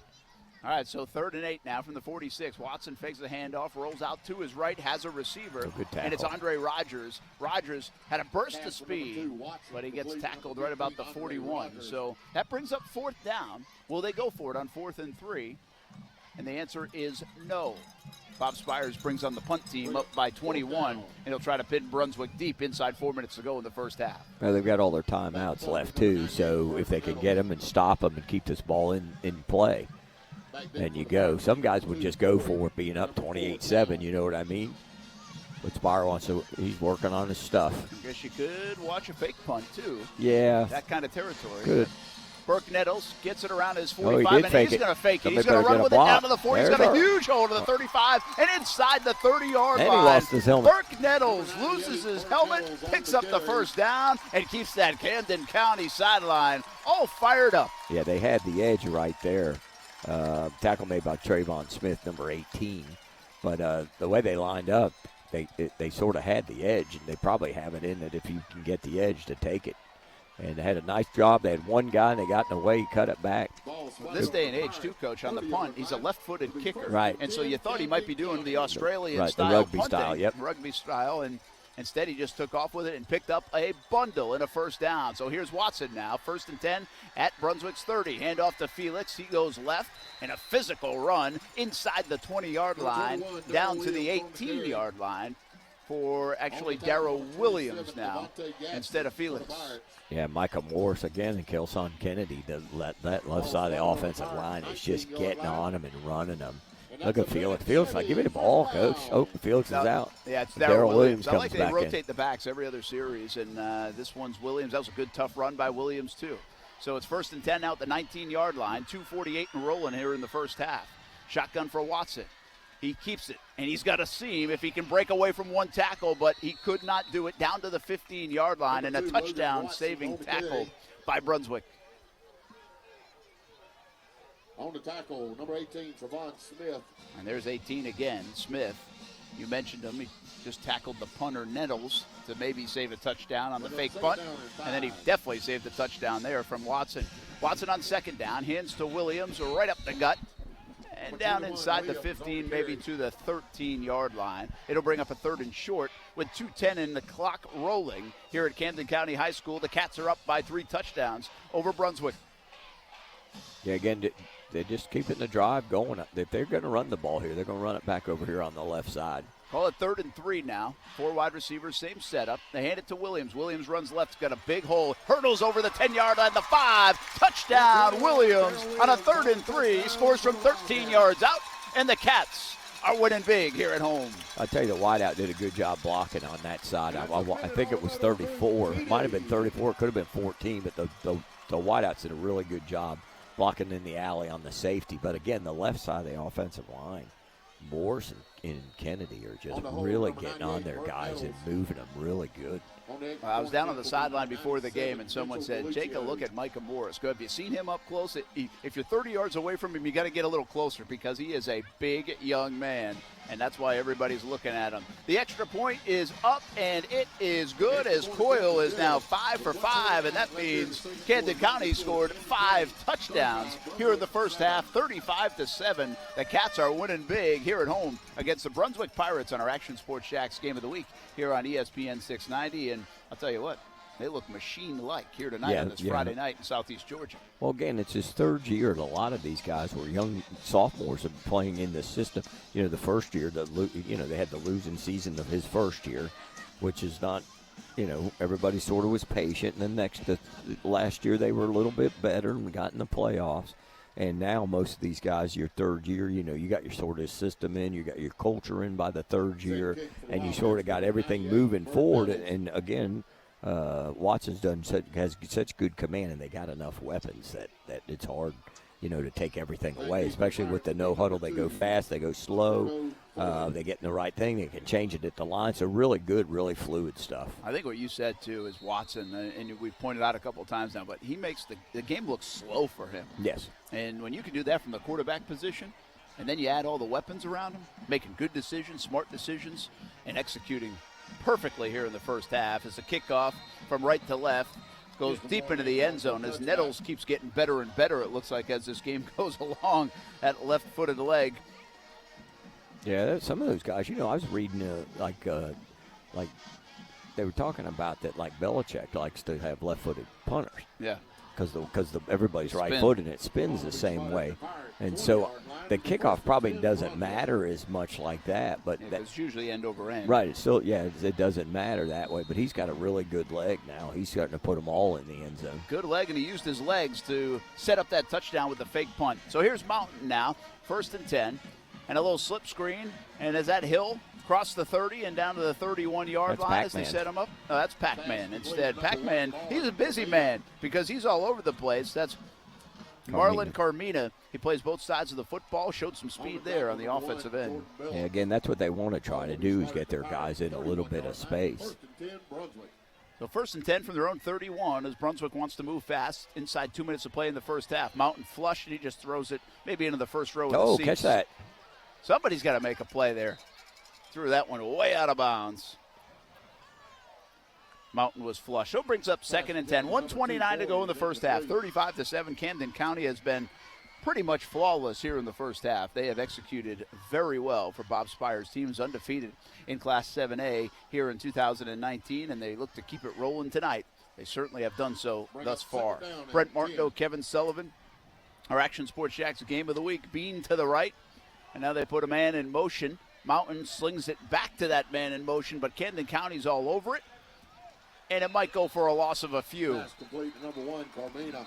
Carmina all over the field, but that time 3 yards for a negative play. Yeah, usually on that motion. So you got 2 receivers to the right, 1 to the left, 2 backs in the backfield, and they bring that motion over there, and they usually run that RPO. A lot of teams will run the RPO.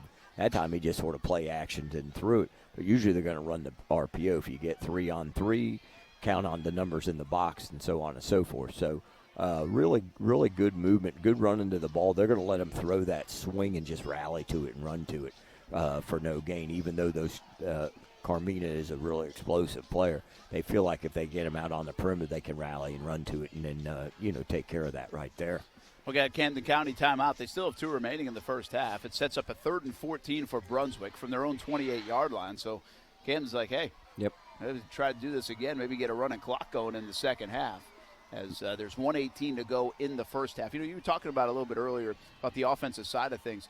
25 years plus of really good football here in Camden County running that wing T. Bob Spire comes over, influenced by Hal Mumme. He's a Kentucky guy. A lot of different influences, but Hal Mumme and that spread offense and Mike Leach and all those folks. Right. Well, he brings it.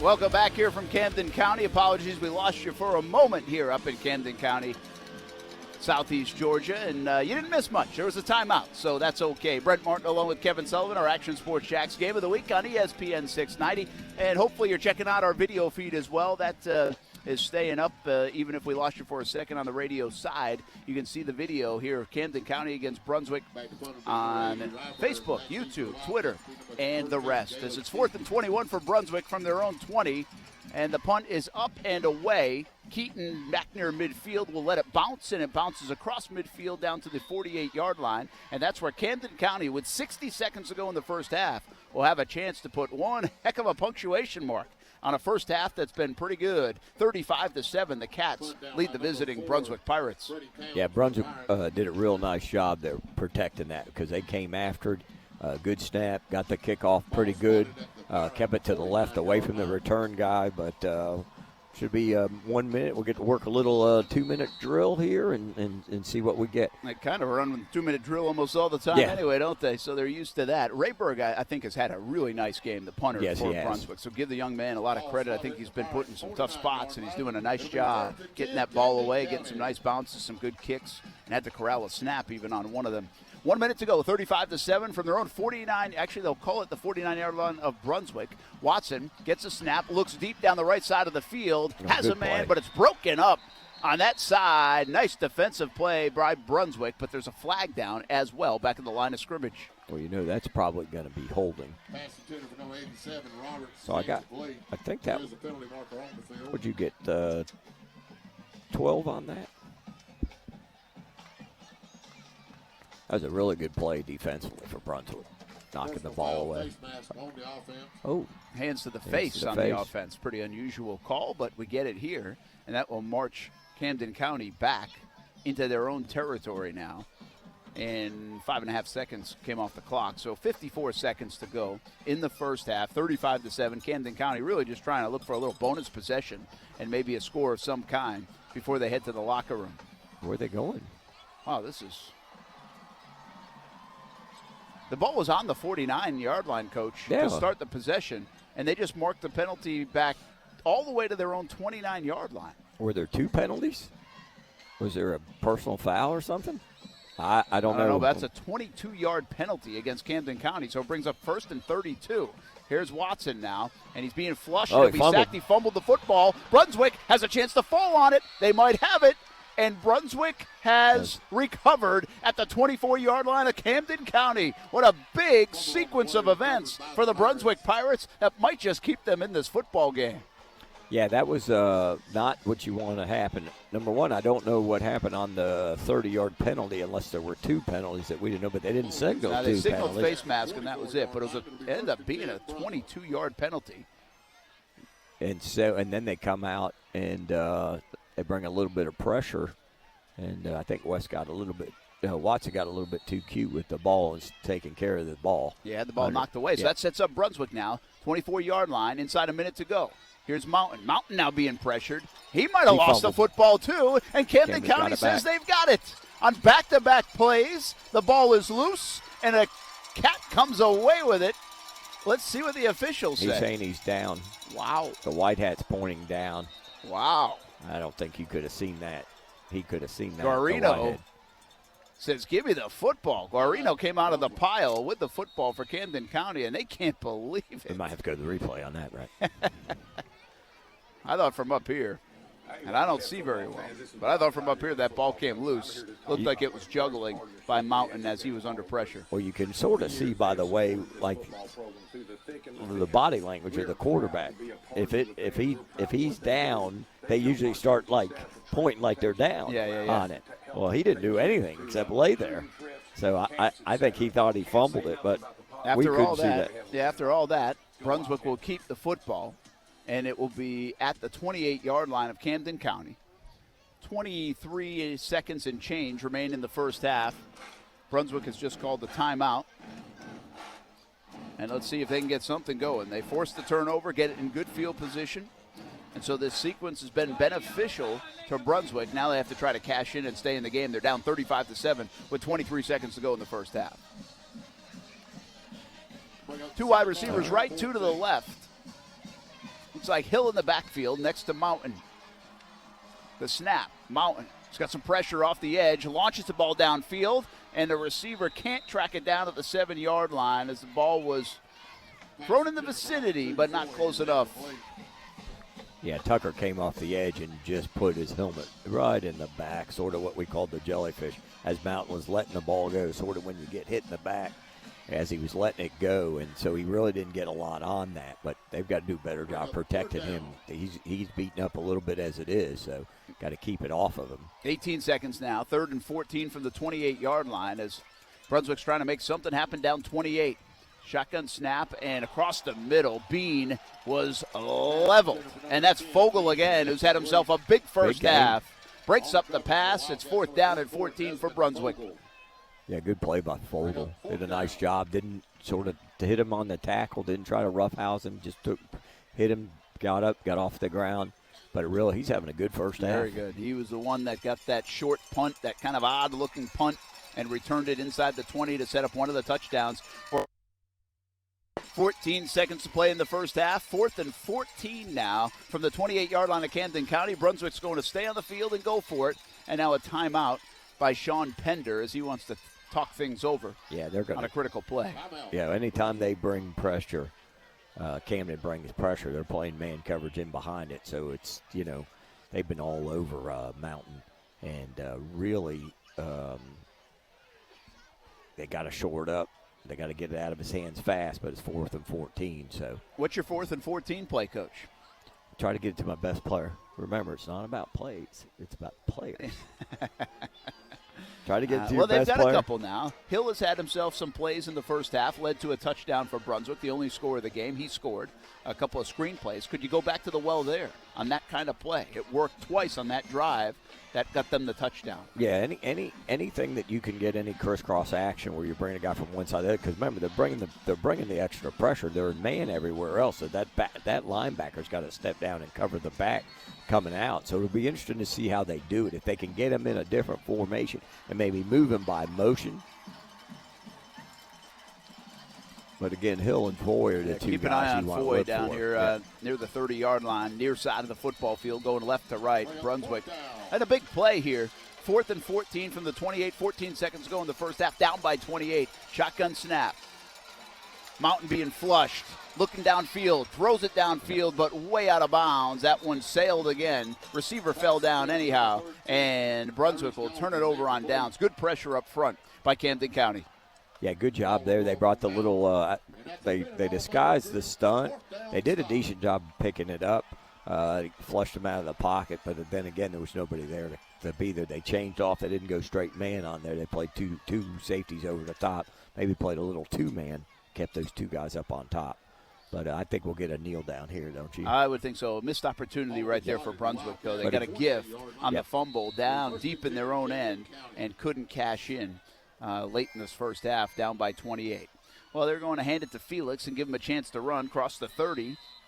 Now to the 32, and that will end the first half. A very productive first half for Camden County. The homestanding Wildcats facing the Brunswick Pirates just 30 miles up the road. And it's all Cats here in the first half in Southeast Georgia. Our Action Sports Shacks Game of the Week on ESPN 690. We'll have our halftime report, check in with some of the keys to the game, give you an update on our Baker Sports Coach of the Week. And, of course, second half action to come. Homecoming here at Camden County High School tonight. And the Cats are leading big, 35-7 over the Brunswick Pirates on our Action Sports Shacks. Game of the Week here on ESPN 690. Broadcasting live from the ESPN 690 Anajar and Levine studios. Anajar and Levine Accident Attorneys. Call 904-600-4000. That's 904-600-4000. ESPN 690. Jacksonville's home for ESPN Radio. During the 2020 model year kickoff event at Honda of the Avenues, pay nothing down except for your tag. Like a new Honda Accord, just $244 a month. Just sign and drive. Happening this month at Honda of the Avenues, the Honda Giant. Lease a 2019 Honda Accord for $244 a month for 36 months. Price includes lease acquisition fee, dealer dock fees, $0 security deposit, title and registration plus tax. With approved credit through HFS. Lessee's responsible for maintenance, excessive wear, and use of 15 cents per mile over 12,000 miles per year and license tag. Valid on in-stock units only. See dealer for details. Offer ends 9/30/2019. As you know by now, I love the wings at Mr. Chubby's Wings. Hey, everyone, this is Brent Martineau. You'll love them, too, and you have to try the wings. But Mr. Chubby's has a full menu. Parents, kids, and sports teams, this is made for you. The American Dream Special. Burgers, fries, and a famous Mr. Chubby shake for just $12.99. The American Dream Special. I suggest throwing in some wings, too, especially the Maple Cajun. 2 locations, the West Side and in Fleming Island. Chub it up at the place to be, Mr. Chubby's Wings. Homegrown and ready to help the home team look good on Friday nights and every night in any sport, Baker Sports has been doing just that since 1997. Your team experts offer the top brands like Under Armour and Adidas. Screen print, embroidery, and trophies all done in-house right here in Jacksonville. Baker Sports will get you ready for your big game. Looking good so you can play good. Play ball with your team experts at Baker Sports.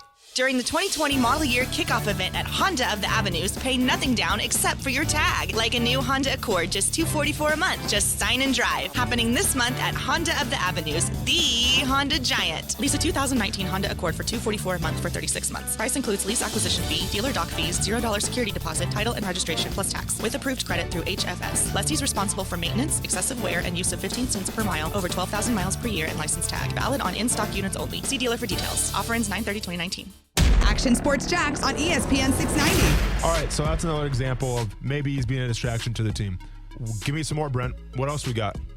Brinks truck, and you then said. And we had the Brinks truck. Yeah. Players have shown up in old cars. Players have shown up in hot air balloons. This isn't the first time that someone showed up in an exotic vehicle to training camp. I don't see anything that's a big deal. Jalen Ramsey's not out getting arrested. Jalen Ramsey's playing football. Everything else, I'm cool. Weekdays from 3 to 6 p.m. on ESPN 690. Now, the ESPN 690 High School Football Game of the Week halftime show. Here's Brent Martineau. Hey, welcome back here to Southeast Georgia. Brent Martineau along with Kevin Sullivan as the Camden County Wildcats lead at 35-7. It's been all Cats over the Brunswick Pirates in our Action Sports Shacks Game of the Week on ESPN 690. Really machine-like, impressive, good execution from the Camden County Wildcats. They've been fantastic so far in this first half. Yeah, they've been really good as far as executing and getting the ball in the playmakers' hands. Again, what we talked about earlier, they can run it and they can throw it, but the quarterback, I think, Logan Watson, has a really good grasp on what they're trying to do. You know, remember, he makes all the checks. He reads it from the sideline, relays it to the wideouts, and really gets the ball to his guys. And the two running backs are both capable of carrying it every time, but they do a good job of resting them, keeping them. They have sort of similar styles of running. So, we got homecoming tonight. It is homecoming. So, really impressed with them offensively. Did you get dressed up for homecoming? This is about dressed up for you. You got 1 foot in a retirement, Coach. That's dressed up for you. Well, Camden County has looked really good, and I want to go over your keys to the game in just a little bit, and we will do that. But Brunswick, right now it feels like they've left a lot of plays out there, right? Some big plays, wide open plays. And you got to give credit to Anthony Mountain. I think he's playing through some things, coming back off an ACL, really his second ACL. Had one in the 8th grade, had one last year. He comes back, he suffers a little bit of an arm injury, according to Coach Sean Pender. They weren't even really sure how they'd be able to use him. I think he's been really pretty good in terms of mobility and finding guys. The actual accuracy of that has to be impacted somewhere along the way, I think, because of this arm injury, because he's overthrown everybody. We believe, at least from a broad view, that he's probably overcompensating to some degree. Yeah, because if you go back, he missed 2 wide open guys up the seam, which puts us in a heck of a game right now at 20, wide open. I mean, no DBs in sight.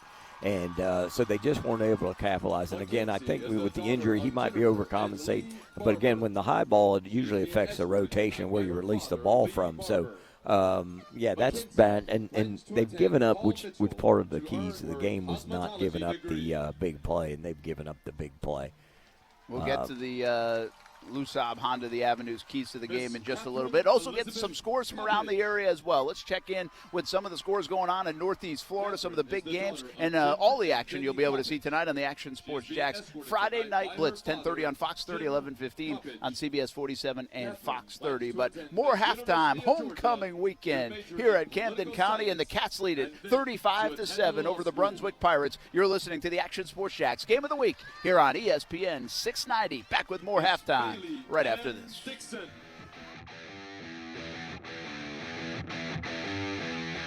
See, very intrigued by the Dan Le Batard Show on ESPN Radio. How have binoculars and just the general discomfort that comes with using binoculars, how have we not improved that? The Dan Le Batard Show with the Stugatz on ESPN Radio and ESPN News.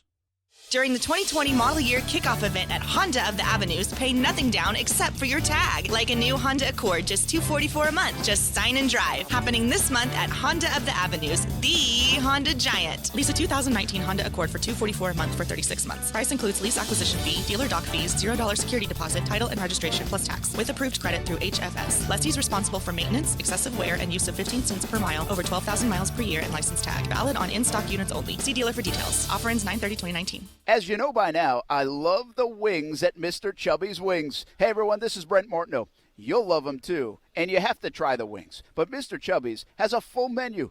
Parents, kids, and sports teams, this is made for you. The American Dream Special. Burgers, fries, and a famous Mr. Chubby shake for just $12.99. The American Dream Special. I suggest throwing in some wings, too, especially the Maple Cajun. 2 locations, the West Side and in Fleming Island. Chub it up at the place to be, Mr. Chubby's Wings. Homegrown and ready to help the home team look good on Friday nights and every night in any sport, Baker Sports has been doing just that since 1997. Your team experts offer the top brands like Under Armour and Adidas. Screen print, embroidery, and trophies all done in-house right here in Jacksonville. Baker Sports will get you ready for your big game. Looking good so you can play good. Play ball with your team experts at Baker Sports. During the 2020 model year kickoff event at Honda of the Avenues, pay nothing down except for your tag. Like a new Honda Accord, just $244 a month. Just sign and drive. Happening this month at Honda of the Avenues, the Honda Giant. Lease a 2019 Honda Accord for $244 a month for 36 months. Price includes lease acquisition fee, dealer dock fees, $0 security deposit, title and registration plus tax. With approved credit through HFS. Lessee's responsible for maintenance, excessive wear, and use of 15 cents per mile over 12,000 miles per year and license tag. Valid on in-stock units only. See dealer for details. Offer ends 9/30/2019. This is what matters. This is beyond X's and O's.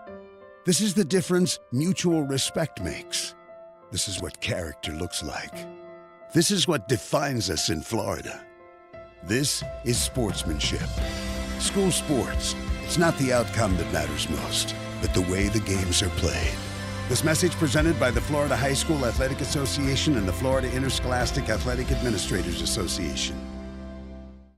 Guns N' Roses are playing the VyStar Veterans Memorial Arena October 1st. Win your way in. Listen to Action Sports Jacks at 4:15 Wednesday, Thursday, and Friday for your chance to win. See GNR Live from ESPN 690.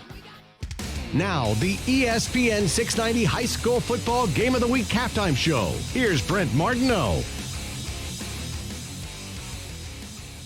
Welcome back into our Action Sports Jacks Game of the Week on ESPN 690. Brent Martineau along with Kevin Sullivan. 35-7 Camden County leads over the Brunswick Pirates. It's homecoming night, and homecoming ceremonies happening right now on the Camden County High School football field as they announce the king and queen. Oh, the king of high school football around here, at least in our world, is Action Sports Jack Stuart Weber. He's been all over the place tonight. He puts it all together for the Friday Night Blitz. Let's welcome him into the show right now here at halftime in Camden County with the Cats leading 35-7. Stuart, take us around Northeast Florida, man. What's happening in the area tonight? Yeah, no problem. I'm going to do a little multitasking here as I'm shooting highlights while we're doing this little radio hit. I am currently... I like it. Currently as far south as we go in our viewing area. So I'm all the way down at Menendez High School, the Nest they call it. And we got a tight one here going against their St. Johns County rivals from Ponte Vedra. It is 10-7. Menendez leading it with about 10.5 minutes to go. But Ponte Vedra's got the ball. Let's see if they can make a drive here. They did have a chance to tie it there late in the third quarter, but the strong ocean wind blew a field goal attempt wide. So, yeah, this is stop number 4 on the night for me. Not to toot my own horn or anything, but, you know, we've been getting around to all the different places. So many good games in St. Johns County. I said, you know what, I got to go to all of them. And all the scoring at St. Augustine in that first quarter, I got there for the second quarter, so that's fun. But right now, Bartram Trail leads that one 31-24 over the home team, St. Augustine. So a great battle there, especially when you consider the history of those two rivals. 19 straight wins to start off the rivalry for St. Augustine. Bartram won it last year. They lead this year by 7 in the third quarter. And you got Bowles and Creekside going at it as well. So just a bunch of great games tonight in St. Johns County, and that's why I'm making my rounds to each and every one of them. That's impressive, Weber, a four-hopper. I'm impressed. Why don't you get going so you can go get some more highlights and get ready to put the Blitz together. Friday Night Blitz, 10:30 on Fox 30, 11:15 on CBS 47 and Fox 30. We'll keep our eye on the rest of the scoreboard. Thanks for checking in, man. All right, we got a fake for Ponte Vedra. They're going for it on the punt. See if they got it. I think they got it. We got a first down. We got some excitement here. We'll have all this tonight on the Blitz. Good play-by-play, awesome, man. Steve. A good one down there in St. Johns County, Menendez and Ponte Vedra. Thanks to Stuart Weber for checking in. How about that one, too, Coach? Talking about Bartram Trail and St. Augustine, 31-24. Brian Braddock doing a nice job after a bit of a down year for St. Augustine a year ago. Right. Keeping them neck and neck with Darryl Sutherland and Bartram Trail. Yeah, that game was like 21-14 in the first quarter. You know, so pretty exciting down there to get to see that, but really good games all over the place tonight. Yeah, Bartram Trail's schedule's unbelievable, yes. Isn't it? I mean, they played these guys, Brunswick. They beat them 24-7 up here on the road, and they've played just about everybody, and it won't stop. So Bartram Trail will be battle-tested in that district. Yeah, that district, you know, with them and Oakleaf and Sandalwood and Mandarin, you know, and then Nice, which we'll get to see Nice next week. That's right. But, yeah, that district's tough. But he always schedules good people. He enjoys it. He does a good job. You know that. Absolutely. Let's check in. In fact, this is a good segue with our Baker Sports Coach of the Week. And this week, our fourth Coach of the Week winner is Darryl Sutherland from Bartram Trail. Not only because of that schedule, but the job they did. They beat the defending state champs a week ago in impressive fashion. Yeah, handily. What was it, 32-7? Yeah. Yeah, handily. And Mandarin's not as deep and maybe talented from a skill position standpoint as they were a year ago. Right. But still, to beat the defending champs in that district, coming off a big win, an emotional win over Creekside as well, pretty good stuff. Yeah, also it's the first district game, too, and you always want to get the first district win, you know, get your foot in the door, get going. So, yeah, good job. We had them a couple of weeks ago at Creekside, which was a real good game, and it always does a good job. But they'll have some pretty good ones coming up. Them and Oakleaf will be a crusher here in another week or so, and then also when they play Sandalwood. So it's going to be that district's pretty good district. It's pretty loaded up. We'll Yes, talk sir. about that one the rest of the way. And I talk about Baker Sports right now, supporting our high school endeavor here on the Action Sports Game of the Week, and the sponsor of our Coach of the Week, which is Daryl Sutherland from Bartram Trail this week. Homegrown and ready to help the home team look good on Friday nights and every night in any sport. Baker Sports has been doing that since 1997. Your team experts offer the top brands like Under Armour and Adidas, screen print, embroidery, and trophies, all done in-house right here in Jacksonville. Baker Sports will get you ready for your big game, looking good so you can play good.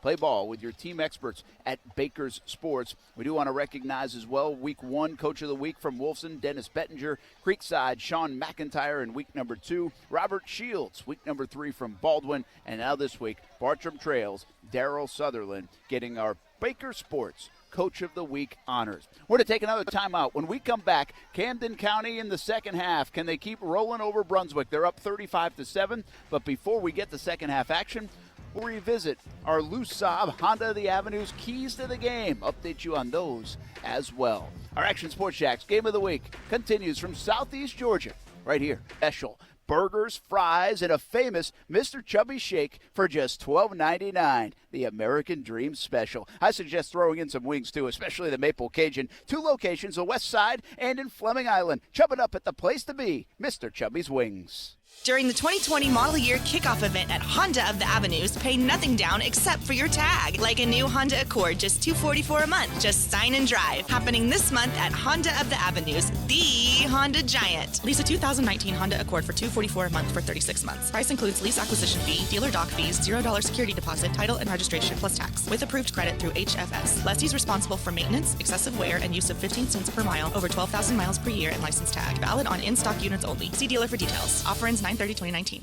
Action Sports Jacks on ESPN 690. All right, so that's another example of maybe he's being a distraction to the team. Give me some more, Brent. What else we got? Brinks truck, and you then said. And we had the Brinks truck. Yeah. Players have shown up in old cars. Players have shown up in hot air balloons. This isn't the first time that someone showed up in an exotic vehicle to training camp. I don't see anything that's a big deal. Jalen Ramsey's not out getting arrested. Jalen Ramsey's playing football. Everything else, I'm cool. Weekdays from 3 to 6 p.m. on ESPN 690. You're listening to the ESPN 690 High School Football Game of the Week on ESPN 690. Now, back to the action. Here's Brent Martineau. Welcome back to Southeast Georgia. Camden County in the lead, 35-7 over the Brunswick Pirates. It's been all Cats here on homecoming night at Camden County. Brett Martineau and Kevin Sullivan getting ready for the second half, just a few minutes away.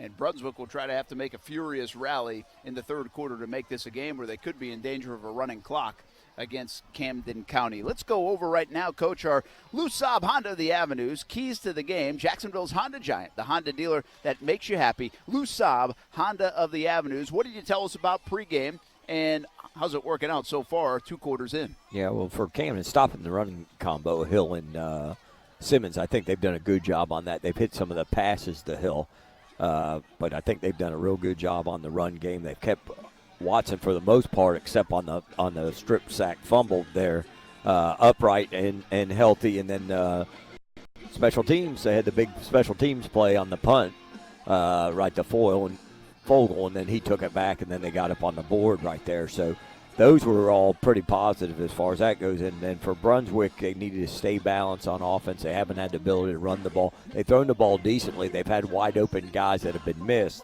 but they've done a good job there. And then shut down the run, which is something that they haven't been able to do. I think they're getting outflanked in some of the formations and everything, and then not give up the big plays, which they have given up a couple pass plays and a couple good run plays again. But as far as Brunswick, I think Brunswick's got to get back into their game plan of what they wanted to try to do.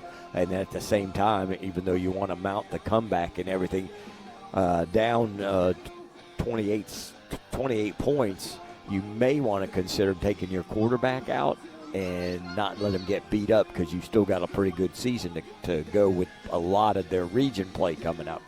Yeah, they've been having a tough non-region schedule. Yes, they They're have. 1-2, and looks like they could drop to 1-3. But that region schedule is coming up, and they think they can make a run. They like their football team. They like some of the youth they have, even though they are young. So that's an interesting point there. Get him healthy, keep him healthy. Keep him healthy. For the upcoming weeks. You don't want to sort of, but again, if you were going to play the backup early in the year anyway, it may be a good opportunity to get one of the other guys in and keep the same game plan, but to get your guy out because they haven't kept him upright. He's been running for his life, and he's done a nice job hanging in there, and you can't afford to lose him as you head into your region runs. So 35-7 is our score here at halftime. Camden County leads the Brunswick Pirates. Thanks again to Lou Saab Honda the Avenues, Jacksonville's Honda Giant, the Honda dealer that makes you happy, for our keys to the game, and we'll have our drive of the game coming up post-game in a couple of quarters. We're going to take a quick time out, and we'll be back with second half action right after this.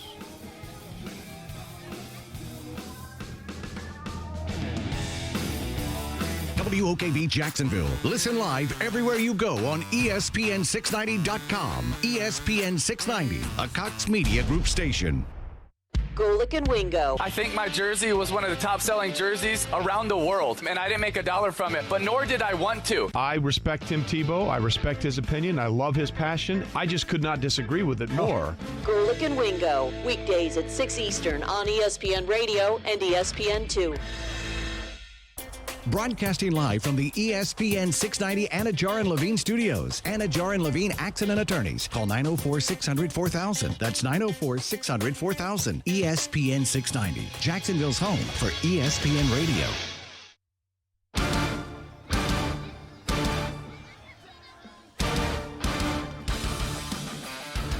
Two minutes away from the second half kickoff here in Southeast Georgia. Camden County leads 35-7 over the Brunswick Pirates and our Action Sports Jacks game of the week on ESPN 690. Once again, if you're listening on the radio side, thanks for being along with us. You can listen on ESPN690.com and on the TuneIn app as well, amongst other places. You can also watch video of the game. If you're new to this and just learning about it, you can watch the video on my Twitter at Brent A.S. Jacks. On Facebook, you can either look up ESPN 690 or Action Sports Jacks.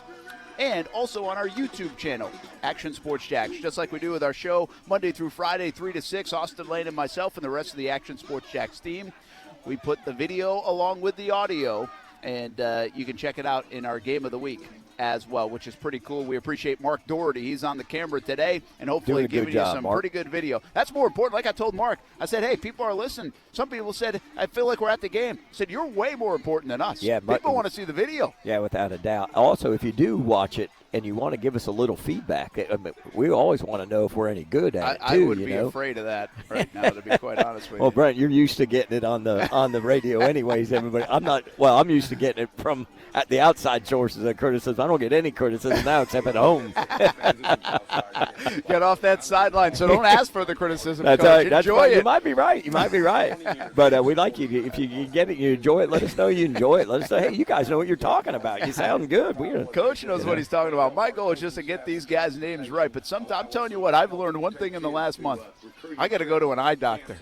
Because when the sun goes down, seeing those numbers, they're not as easy. Although Camden County's made it pretty easy. Yeah, Camden's not done too good. Bad, but we've I had still some spots where we're like, I don't know time. who that was. We got to wait for the announcer to call it, and then we piggyback They're off all the over announcer. it. They got the binoculars out, right? They got the spotters. He's our spotter up there. But we're having fun. It's really cool to be able to do it. Yeah, it's awesome. So we're glad to be here with you on our Action Sports Jacks game of the week. Thanks for hanging out with us from Southeast Georgia Camden County High School as we get ready for half number 2.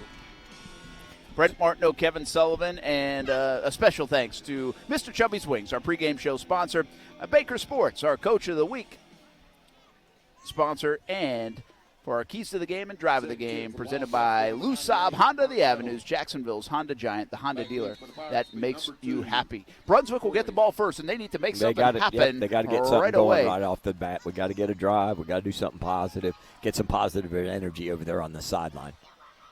Very important. Well, here we go. Second half after a homecoming halftime. Nettles, the left-footed kicker, kicks it away, and that will get deep into the end zone. I'm telling you, man, he's been better and better. Either that or the wind's blowing. I don't know, but he's the first two maybe he didn't do, but boy, he's kicked everything, not even close. I mean, he's 5-6 yards deep in the end zone. He's feeling it pretty good too. They had about 7 kickers out warming up too at halftime, so maybe we'll get to see one of the young guys later on.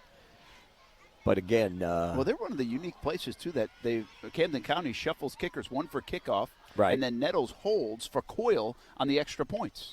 Keep them all together. Remember, Nettles now too had a fake punt in this and picked up a first down. So here we go, second half. The handoff to Simmons, and Simmons tries to get across the 20 running left, but can't do so. Good defense, and I think that's Noble again on the far side of the football field. Vogel again. Vogel's having a really outstanding game tonight. Really outstanding game. He's a senior, one of the linebackers. Early in the third quarter now. Trips to the right, one wide receiver to the left, goes in motion. And a little pitch to that wide receiver, and it is swallowed up by the Camden County defense. A loss of 4 yards on the play. And, I mean, Fogel's back there and company for the Cats. And Glover's had a good. You've mentioned his name quite a few times. He's been real active. He's a junior, plays that sort of defensive end in the 3-4 down tackle, but athletic enough to move around. Again, they've done a good job here. They've sort of playing some base stuff on this drive, playing more coverage than anything. So 3rd and long from their own 16-yard line to start the second half for Brunswick. Shotgun to Mountain, a little slip screen over to Simmons in the middle of the field, but he gets back just to the 20-yard line. Well defended, and guess who? Fogel again. I can tell by the way he's celebrating. He celebrates every time like that. Number 24 having himself a football game tonight. He's excited today. But again, what I talked about earlier is again, Mountain, the quarterback for Brunswick, took another shot right there as he released that screen pass and gets up, moving up pretty slow. So, I'd want to keep my guy for the run is what I'd want to do. And let's see, especially if Camden comes out and takes this ball and gets into the running clock thing. So we'll see what happens. Rayberg under pressure again and gets the kick away, and he kicks a beauty. Nice cross midfield. Punt goes down inside the 40, and really they should have let it bounce again, Coach, because that was a heck of a kick. I'll tell you what, except for the one that he had to make a heck of a play, which was the line drive one that he had to make a heck of a play, that's another 50-yard punt right there now. You talk about a weapon now, left-footed too. And I'm not quite sure what they're doing up front blocking him, but, man, that was almost blocked. But, again, under pressure, athletic play, the punter did a good job right there. Well, so here's Camden County now, the first possession of the second half. And Watson flips it, and they've got some room to run. That's Hardy again. He cuts it back in the 30, down to the 25. One man to beat as he crosses the field to the 20. Some people chasing. He slips it again to the 10, and now he'll be bottled up as a host of Brunswick Pirates collect him.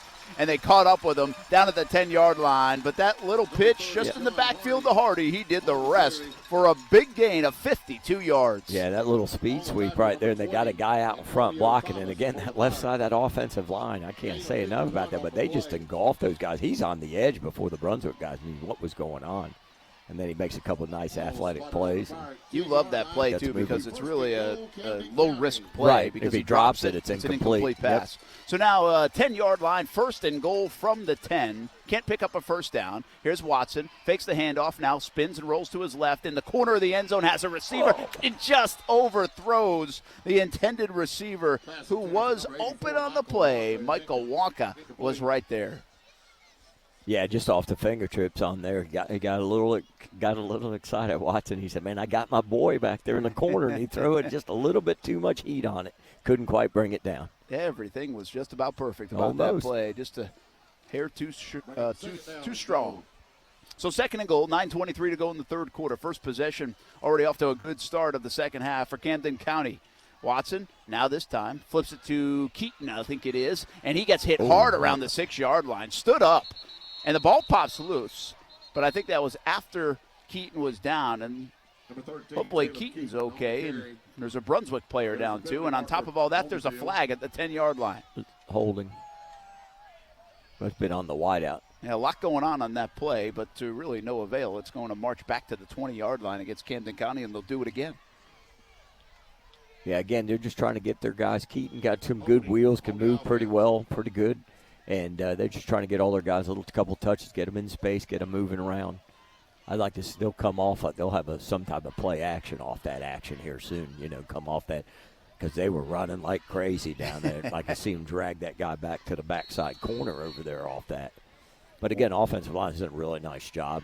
I think you said, look how many things go to the left. Yeah. Right? Micah Moore's their big left tackle. Being looked at by everybody. He's a big, man, good-looking kid. Look at the athletic nature of him. So 2nd and goal from the 20. Watson gets it, hands it off to Felix. Or is that Williams? And there's a fumble, and Brunswick says they've recovered the football. And what are they going to say here? They're going to say the ball was on the ground, or are they going to give it to Brunswick, Coach? No, They give it to Brunswick, and Brunswick comes away with the football. That is Justin Acra, who recovers for the Pirates. So a big stop for Brunswick to open the second half. Coach Spires not going to like that. If you watch the guys off the turnover come off the field, nobody come jogging off the field. That's one thing you got to do on those turnovers. You got to get up, bounce up, get off the field. Don't be walking with your head dejected and everything like that. So he won't like that, coming out with that big play and then getting 2 holding penalty, miss a wide open guy, and then fumble the ball. That's sloppy play right there. Also, Brunswick takes over. A good defensive stop for them. And now the shotgun, the handoff. And it's Simmons. Simmons crosses the 25 to the 26-yard line. Not much else doing there. Yeah, again, active defensive line up in there. On the tackle, number 67, Hunter Guarino. Yeah, Guarino, he's been their inside guys have done a good job. Guarino, Glover, and Tucker, those 3 inside guys get off blocks, do very well. And obviously Fogel's had a big one. Shotgun now on 2nd down. The handoff. That's Simmons again. Gets close to the 30-yard line on a 2nd and 4. Might have picked up the first down. I think he did. Number 14, Simmons on the carry. On the tackle, number 23, Virgil Radford. Let's see if Brunswick can get something going here in the second half. 8:20 to go in the third quarter. 35-7. It's been all Camden County here tonight in Southeast Georgia on our Game of the Week. Action Sports Jacks on ESPN 690. Shotgun, hand to Simmons again. Simmons now, a little crease on the left side, picks up a few yards, and then he was knocked back by Camden County. We'll call it a gain of 3. Yeah, it seems like they sort of found this little bend, and they're not in a hurry. But look at how Mountain's limping up on the left. The quarterback's limping a little bit right there. He's still directing traffic, though. Yep, he's admirable effort here tonight. Did a great job by that young man. 2nd and 6, we'll call it a gain of 4 at the 34-yard line. Inside 8 minutes to go here in the third quarter. It's a low snap. Mountain gathers, now rolls left and throws short of his intended receiver on the far side of the football field. Actually had 2 guys out there, but it falls incomplete on the grass. Yeah, and he ended up on the ground again, too. And he gets up a little limping and everything like that. So he's putting in a valid effort, but they've got to do a better job to protect him because he's got a good arm. But I think the injuries and stuff have really bothered his throwing. So, again, he had guys open there. Quarterback spot is beat up. Yep. Remember, if they don't play Mountain, they go to a 3rd-string QB, their JV quarterback. 2nd-string quarterback is hurt as well. Foy goes in motion now on 3rd and 6. A little flip out to. That's their play they like. There's Hill again, and they got it again. That's the play that's worked 3 times. He gets knocked out of bounds, but it's not before he's down inside the 35-yard line. A big gain on 3rd down for Hill, and that's the play we've seen 2 different times. One that went for a touchdown from Mountain to Hill. Yeah, and Billups laid the wood on him on that when the safety come running across that. But, again, that's that little misdirection off there, and they bring the blitz off the backside, so that outside backer's not there. 31-yard pickup for Hill, and he's made some big plays on offense for Brunswick. And here they are back at it now. 1st and 10 from the 35-yard line of Camden County. The backs are in the backfield with Mountain. Mountain now throws a fade down the right sideline. Foy makes a play, goes up and gets it, and he has it down at the 6-yard line. 1st and goal for Brunswick. Yeah, just a, nice touch ball, went up and got it. Good route. They had one-on-one. That's their best receiver for, real explosive. So, again, Camden came out. They sort of didn't take advantage of the situation, and then Brunswick got a little bit of life off the turnover. Well, here's Mountain now out of the game. Just like you said, he was limping, and he's coming out of the football game for the first time here tonight. And into the game comes Jeffrey Way, the sophomore.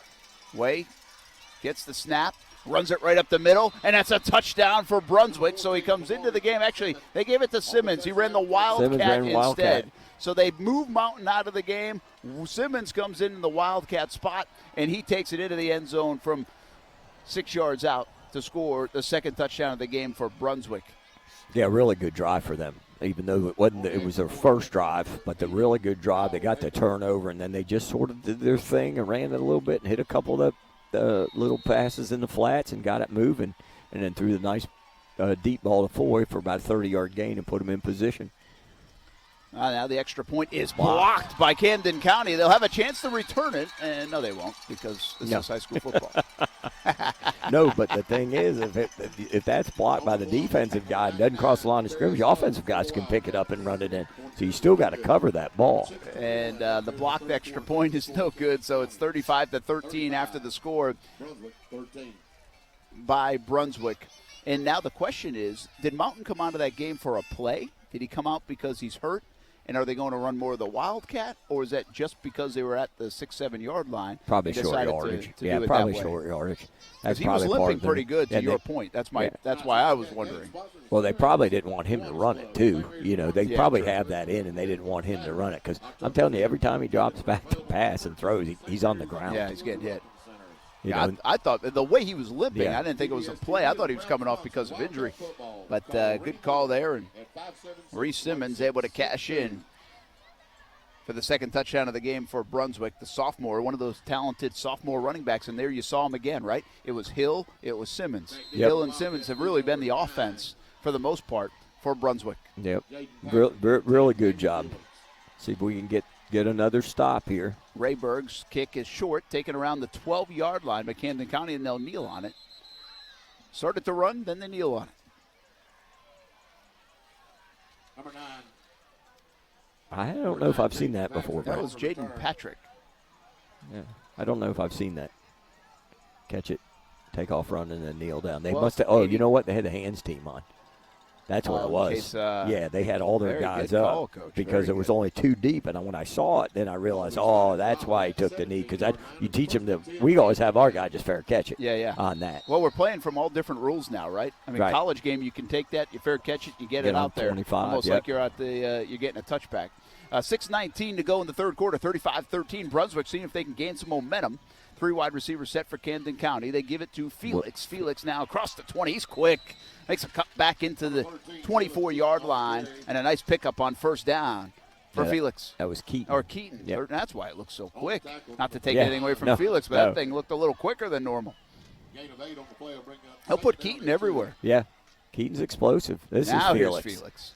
And Felix has a hole around the left side, across the 40, and up around midfield. And once again, they follow the big fella, Micah Morris, for a big gaping hole and a big gain as well. Yeah, that's a really good job. Again, they keep running that ball to the left-hand side, man, and every time they do it, it's positive yards. 34 was out there. Jared Singelink was out there making a good tackle, blocking. Inside 6 minutes to go here in the third quarter. There's Hardy. Screen to Hardy. Hardy eludes one tackler, down to the 40, the 35, and out of bounds around the 33-yard line, but there is a flag on the field, and that's in the territory of it's coming back. There's a penalty marker on the field. This guy throws holding all the time on the wideouts right here. This official. I think he's throwing all the holding penalties tonight. Usually the guy that closest to the bench doesn't do that.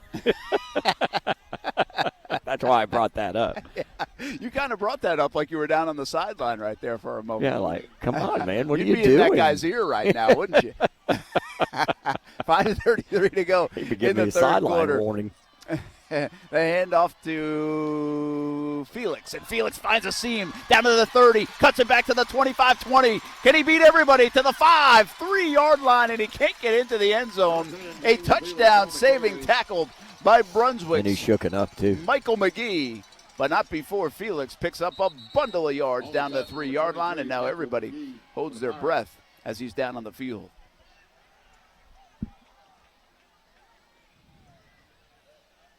That was a nifty run by Felix. I mean, these guys are good. They're quick, good vision. Yeah, good balance, too. So he's on tiptoe to the sideline. Then he bend it back inside. And you saw the burst, right, from the big guy. You saw the burst from the big guy. Yeah, we've seen some big holes. Yes. By that left side of that line. That one wasn't. He snuck through there. Yeah. The burst got him open space. And then looked like he was going out of bounds, take the nice big gain. But he cut it back in for even more and got down to the 2-yard line. But now he's down on the field and being looked at by the athletic training staff of Camden County after the big run. And the Wildcats are knocking on the door of another touchdown. They already lead at 35-13 with 5:19 to go here in the third quarter. All right. He might have come down up on the ball. He even get up and a run. I mean, this is like a scene out of Jerry Maguire right here, man. He got up there. It wasn't a limp. There wasn't an anything. He's like, man, I'm going to lay down. I'm getting out of here because I didn't get in the end zone. They're going to give me a hard time. Now they're going to put Williams in. He's going to score. I just wanted the ovation, maybe, right? I mean, maybe just kind of lay there for a little bit, get the, here we go. Nah, I'm just kidding. Really are. We can laugh a little bit because it looks like Felix is okay. Like he's although okay. He's still kind of walking this thing off. So now at the 2-yard line, it's 1st and goal. The snap and the give to Williams, and does he have enough? Or did they stop him short? They did. Nice job by Brunswick. Nice job by the inside people inside. A lot of bodies flying right there. They're still playing hard. That's a good thing about it. You know, Brunswick kids they're fighting. They're playing hard. Hey, they know. I mean, the kids know. It's a good team. We're going to fight and keep playing. Well, now at 2nd and goal, and Watson's just going to sneak it across the goal line. Good call, good play, good execution, and another touchdown for the Camden County Wildcats as they now put 41 on the board and await the extra point. Yeah, that's the first time I think they've gone under center tonight, too, you know. So usually the guys in the gun aren't good guys that could get it up underneath the center. So you take a chance at getting up underneath there, not getting your hand up there on the snap. But I think you still got to be able to do that. They're going to go for 2? Yeah, they're going to go for 2. Right. And put trips out to the right side. They lead at 41-13 inside 5 minutes to go in the third quarter. And Bob Spires says, let's go for 2. Make it a 30-point game. Okay, I got it. Don't know why, but I got it. I understand. Probably want to work on some things, too, down here. Yeah, not a bad idea. Watson. Keaton goes in motion.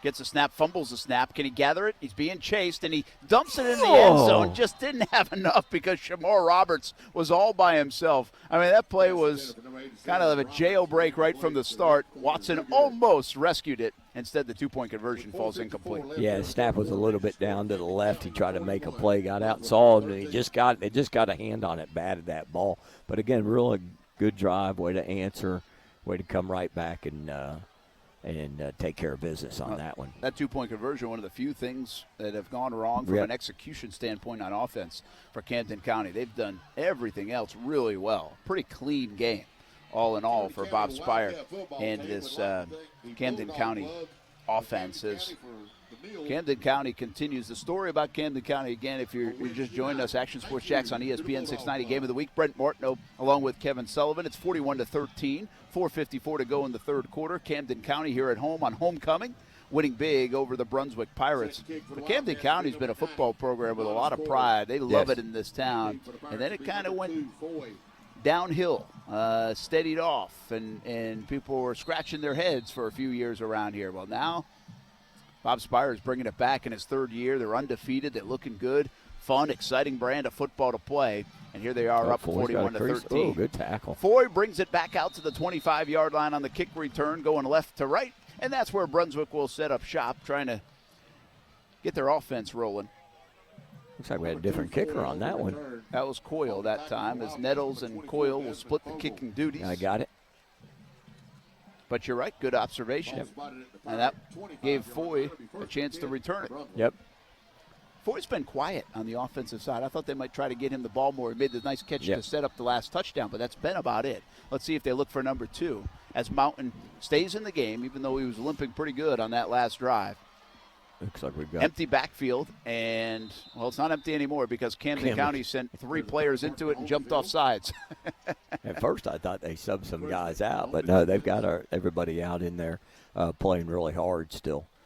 So that's an easy 5 to start this drive for Brunswick. So philosophy on people go empty. You either man them up and come get them, or you just rush 3 and play zone stuff in behind it. So it'd be interesting to see how they do that. Oh, they're going to give it back to him now.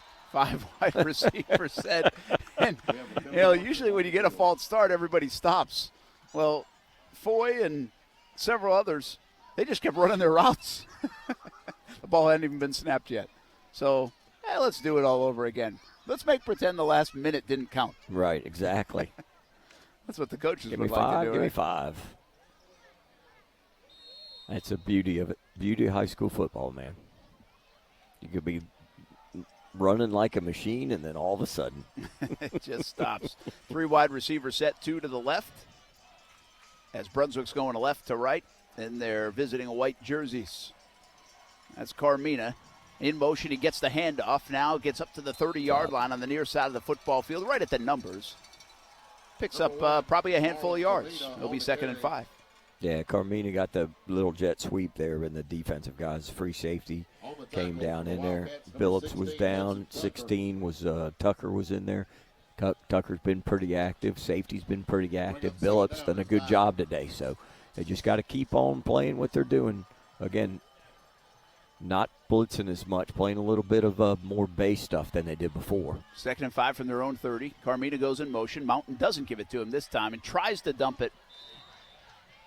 And to Simmons, I think it was, but pass falls incomplete around the 33-yard line, the left hash, and it will bring in 3rd and 5. Well, one thing about Camden, I know it's a big school and everything up here, but these are sort of the kids that they have. They don't get a lot of move-ins. They may get a kid or two from Duval County or something, but they don't get a lot of move-ins. So, they could have had a bit of a lull in that down in their talent right there. They could have had a little bit of a lull.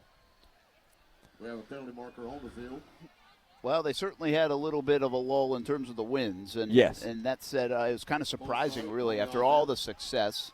And had some changes in the coaching staff. Sure. And here we are, 3 years into Bob Spire. And, again, I think a whole change in philosophy right. in terms of the offensive system, the spread from the wing tee for what they had done so long. And now everybody's adapted. Everybody's having fun with it. And here we are, undefeated right. for Spire, Camden County. He came from North Georgia, right? He came from North Georgia. He was in North Gwinnett, yep. Yep, North Gwinnett, that's right. Initially, obviously, spent a lot of time in Kentucky. Actually coached a little bit in arena ball. Oh, okay. They played their arena games in Rupp Arena, where the Kentucky Wildcats play.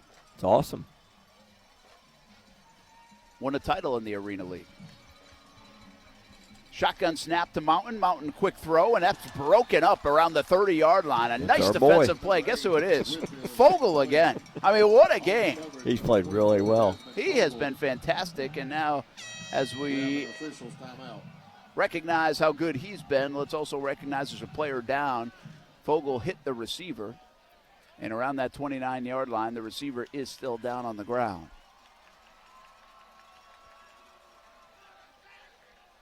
Hard to tell who it is, Coach, with all the athletic trainers around him. But 3:58 to go in the third quarter, 41-13. Camden County in the lead, and Camden County's about to get the football back. I think it might be Hill. So I was thinking it might have been. Because he was the slot receiver up top. Haven't done too much with him. A lot of precautions, okay. Anytime they go down, just so everybody knows that you're watching, a lot of precautions. They won't let him move. They won't let him do anything.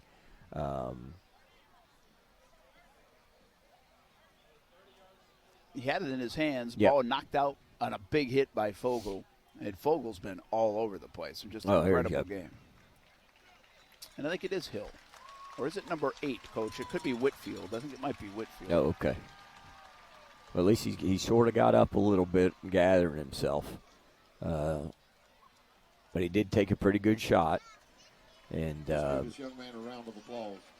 glad he's up and moving out. You never want to see anybody down, no matter what. Your kid, my kid, anybody's kid in football. We want to be clean game. We want to play hard as you can, but we want to get out of here. Everybody's safe and back home. Well, he comes off the field under his own power to the Brunswick Pirates bench, so that's good news. Hopefully he will be okay. But for the Brunswick Pirates, they will have to punt now on a 4th and 10 from their own 25, and Rayberg comes into the game. And he's pressured again, almost blocked. Might have been partially blocked the way that kick gets Uh-oh. loose. And now it's going to be returned as picked up by Camden County inside the 25-yard line. Number 87, Shamar Roberts. And that was Roberts instead, who picked it up on the bounce and kind of caught everybody sleeping as that ball went sideways. It might have been partially blocked. Still traveled a pretty good distance. And then Roberts smartly picked it up and raced another 20 yards plus.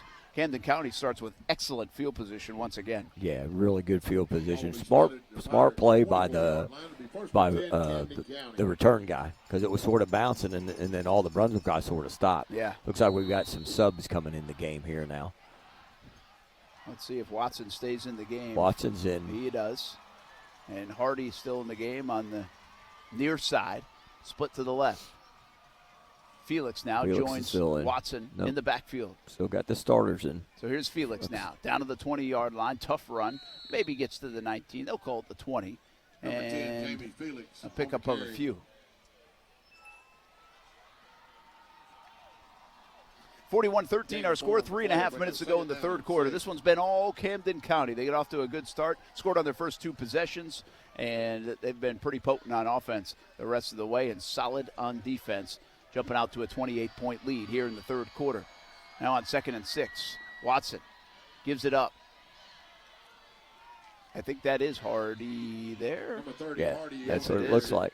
But nice job stringing that out. Yeah, most definitely job. McGee's been pretty active tonight, running down the hill, running down the alley there, making some tackles. He's been really active. Comes up limping a little bit. It'll be a loss of 2 after McGee's nice play on the near sideline. Bring up 3rd down. See if we'll get that little rollout pass up top that they've had, or maybe try to run the boot again off that. So, from the 22-yard line, 3rd and 8 for Camden County. Watson in the gun again. Fakes the handoff, gives a little shoulder shrug, has plenty of time. Down the field to Hardy in the end zone, and Hardy catches the ball, but did he get his feet in? No, he did not. Man, that was it close. Looked like his feet were out, and the officials saw the same thing I did. Heck of an effort by Hardy. Good ball by Watson, but it's incomplete. Pass intended for number 30, Hardy, is incomplete. We bring up 4th down. I'll tell you what, give a lot of credit to McGee, too. He made the last play. Right. He's hurt, and he comes up limping, and he's right still now. limping. But he's in coverage on that play and at least forces Hardy out of bounds. On the hold, number 90. Looked like he was going. Looking at the replay, Coach, as we have it on the video feed, and that was really close. We'll have to watch that one back. I don't have a big enough screen, but that one was really close to having a foot in bounds. You'd have to go to the replay monitor, though. No, you'd have to do on that one, because that was a bang play. Ball was thrown. He made it. The thing too on without having replay or anything is that kids are pretty athletic these days. They can make some of those catches. You just shake your head like, really? Yeah, and the awareness to where you are on the football field is always pretty impressive. So anyway, Camden County lines up for a 41-yard field goal attempt from the left hash. And here's Nettles. The kick is up, and it is wide right. Had plenty of leg on it. Nettles has a big leg, but the left-footed kicker tugged it a little bit. Yep. Pushed it to the right a little bit. He's not real happy right now. He's been doing an excellent job on the kickoffs and everything like that, but not real happy right now. Well, he would have had one heck of a resume for this game, because he has the fake punt to his name. That's right. Forgot about the fake punt. First down earlier in the first half, and then a 41-yard field goal would have been nice to add to all those touchbacks, as he's been doing a nice job in the kickoff game as well. 2:24 to go after the missed field goal. Brunswick will take over. 41-13 is our score. Camden County in the lead and rolling here, but Brunswick just trying to hang in, see if they get something going, maybe something miraculous. Still 14 minutes and change to go in this football game. Yeah, they've subbed a few guys in and out. Fogel's come out. I saw that. He came off the field. Oh, Brunswick's glad to see that. Foy goes in motion now. 1st and 10 from their own 25. Mountain will keep it, and he'll maybe get to the 26-yard line. As an already beat-up Anthony Mountain playing the quarterback position. Hey, he's still fighting. He warrior tonight, though, man. Warrior tonight. Oh, admirable effort. Yeah. All the things he's had to deal with. Injury-wise, 2 ACLs, an arm injury that he's battling right now. And he's leaving it out there. Inside 2 minutes to go. Clock still moving here in Southeast Georgia, Camden County. Host of our Game of the Week on Action Sports Jacks on ESPN 690. And the Cats beating the Brunswick Pirates right now, 41-13, as we get late in the third quarter. Brent Martineau, Kevin Sullivan, thanks for hanging with us on a Friday night. Mountain now throws across the middle of the field, and he sailed it again. Yeah, and he had him, too. Carmina has been the go-to guy, whether it's in the backfield or on the receiving end, but that one sailed. That's sort of been the thanks. Hey, we're getting a little love from the crowd. You wanted some feedback. You got some feedback. At least it wasn't someone yelling at us for saying the kid's name wrong. Exactly, yeah. I'll get those later via email. 1:37 to go in the third quarter. 3rd and 9 for Brunswick. Low snap. Mountain rolls right. Has a receiver down the field and a great effort. First down. Is that Foy? Yes, it is. What an effort. As he's caught 2 balls in this quarter, and it's been all him. Yes. That's a first down for Brunswick. Yeah, really good job there by Foy. Again, you can see he's got really good hands. He's not a big kid. He's not only 6'3" wide out. Little scatty kid, finds the hole, but he got pretty good hands. Runs really well too. Yeah. Rugged. You can tell he's strong. And he lines up at the 30-yard line, 1st and 10, 31-yard line. The ball will be snapped from. Shotgun, handoff, and Simmons. Is it Simmons or Hill? That's Hill. Yep. Up to the 33-yard line, maybe 2 yards inside a minute to go now in the third quarter. Number 9. Yeah, they just, again, the inside guys, the defensive line, even though Foyle's out of the game with the linebacker spot, they got two different linebackers in right now, getting them a little bit of work. Now Carmita goes out to the left, Mountain snap, and he has a receiver down the field, and it's complete across midfield and out of bounds at the 49-yard line, and that is Tyrese Jones. First time we've heard his name. Catching a pass from Mountain. That was a good strike that time. Yeah, from the good QB. ball. That was a really good ball right there. Again, they're still working their stuff. Again, they're staying on their game plan. They know they got their backs against the wall, but they're still working, still trying to move the ball, not trying to be too cute, just trying to work their stuff. So across midfield to the 49-yard, 26 seconds and counting to go in the third quarter. 41-13, Camden County in the lead. 4 wide receivers set for Brunswick. Hill in the backfield with Mountain. Mountain claps his hands, gets the snap, looks downfield, the back shoulder play, but it goes out of bounds. Heck of an effort on the far side, but out of bounds it will be and incomplete. Yeah, the wideout's got to help him. He was really pressed up against the thing from the lineman. So he was about a yard or two from the out-of-bounds line. He's got to give the quarterback a little room in there to work, Really good back shoulder throw. Made a nice catch, but again, he got nowhere to put his feet down. Yeah. That was Tyrese Jones again on that side. He just made a nice catch earlier to set him up in this position. 2nd and 10. Brunswick has to keep things moving, try to get some confidence, a little momentum.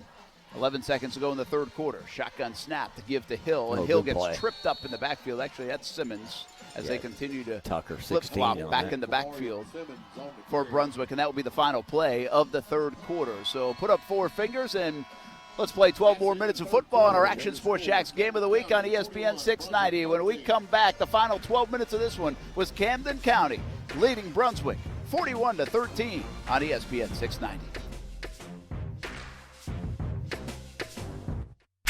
What's good, Stephen A? If you're a New York Jets fan, let's just say this.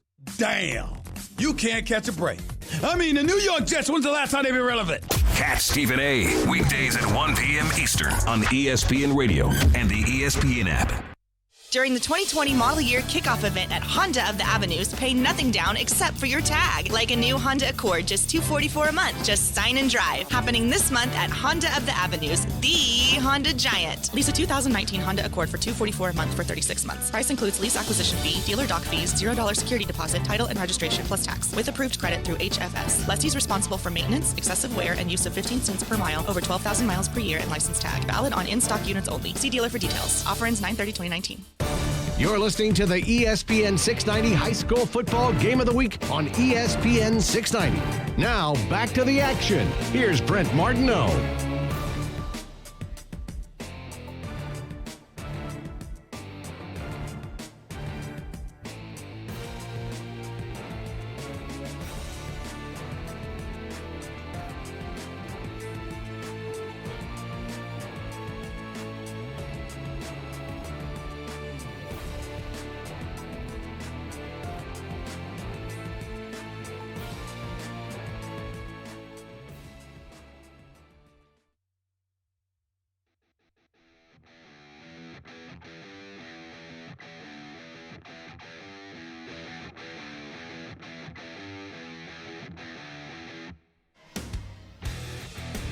Hey, welcome back here to Southeast Georgia, Camden County, as we begin the fourth quarter. 1st and 10 from the 32-yard line of Camden County for Brunswick. Mountain takes the shotgun snap, has a receiver. Is it Jones again on the left side? As that connection's getting hot here in the second half, and it is another completed pass from Mountain to Jones down to the 24-yard line. Yeah, that's a really good ball. Again, they sort of comfortable with him. He's made a couple of really nice catches, nice throws now. So, again, Brunswick, they're not going away. They're still going to keep working and doing their stuff. 11 minutes to go in the football game. Brett Martineau, Kevin Sullivan, our Action Sports Jacks game of the week on ESPN 690. 41-13, Camden County in the lead. Carmina goes in motion. Mountain's going to keep it, has some room to run down to the 20 and slides to the 19-yard line before taking a hit, and that is probably a very smart decision by the quarterback. Got an upset in Duval. Rebolt beat Sandalwood 21-14. Wow, Rebolt, and that's a final. That's a final. So Rebolt beats Sandalwood 21-14. Sandalwood and Rains will be our game of the week in a couple of weeks. Right. Next week it will be Nice at Mandarin here on Action Sports Jacks on ESPN 690. Big score there for the Trojans. 1st and 10 from the 20-yard line. Mountain now looks left to Tyrese Jones, and this is a connection that's having a lot of success. It's down to the 12-yard line, just a simple throw and catch, and a gain of positive yards down to the 12. Yep, they've got a couple backups in the secondary right there, but they're still got their playing. But, again, they're doing a good job as far as what he's finding and what he's trying to get to. So we'll see if Camden amps the pressure up here and comes after him. Wildcats come and get him. Inside 10 minutes to go now in the fourth quarter. The shotgun snap on 2nd and 2, and he's hit. Mountain was. That affected the play. And I think that might have been Speed again off the edge. Yeah, I think they're taking Actually, I think it was Richo. I think they're going to the Wildcat on this one. Looks like they bring Wildcat personnel. Mountain going to the sideline. All right, so Mountain goes out of the game, and the last time we saw this, it was Reese Simmons who was able to score from 7 yards out, the second touchdown of the game. But now they've got Hill back there in the Wildcat, and Sean Pender says, I need a timeout. Let's talk about this. Because they got 12 that's their first guys timeout on the field. And that's what it was. Here, quick counter, Coach. Very good. 9:52 to go in the football game. 41-13 is our score. And Brunswick, like you said, they've never given in on this, playing tough, playing hard, and they've been able to move the football here on this drive. Yeah, they've found their go-to, getting the ball to Jones. Yep. Mountain's throwing a couple real nice balls. Jones made some good catches, and they're still moving around. And then they come. It looks like they're going to get Wildcat right there. They're trying to get Wildcat with 12 guys on the field. I would like to see. That's a good effort. If you can do it, if you can get away with it, but you probably won't. You counted it pretty quick. What's interesting is this is the first time I feel like in the game they found a rhythm in their passing game. Yes. Right. Yeah. Some passes to Jones, some of length. Pushing the ball down the field. The only other times they've been real positive in the passing game has been that little screen to Hill. Right. And he's been able to run and make some big plays, including the first touchdown of the game for Brunswick. So Mountain, as you remember now, Mountain's a guy who hasn't played a lot. He missed a lot of time. Right, he missed the just summer. Got back in there. Yes, he missed the so summer. Even he, while playing banged up, I think he's trying to find himself, find his rhythm here as we approach the midway part of this football season. So in the Wildcat they go. Now is it Simmons or Hill? It is Hill back there. And now we've got another whistle. Tell the band to stop playing.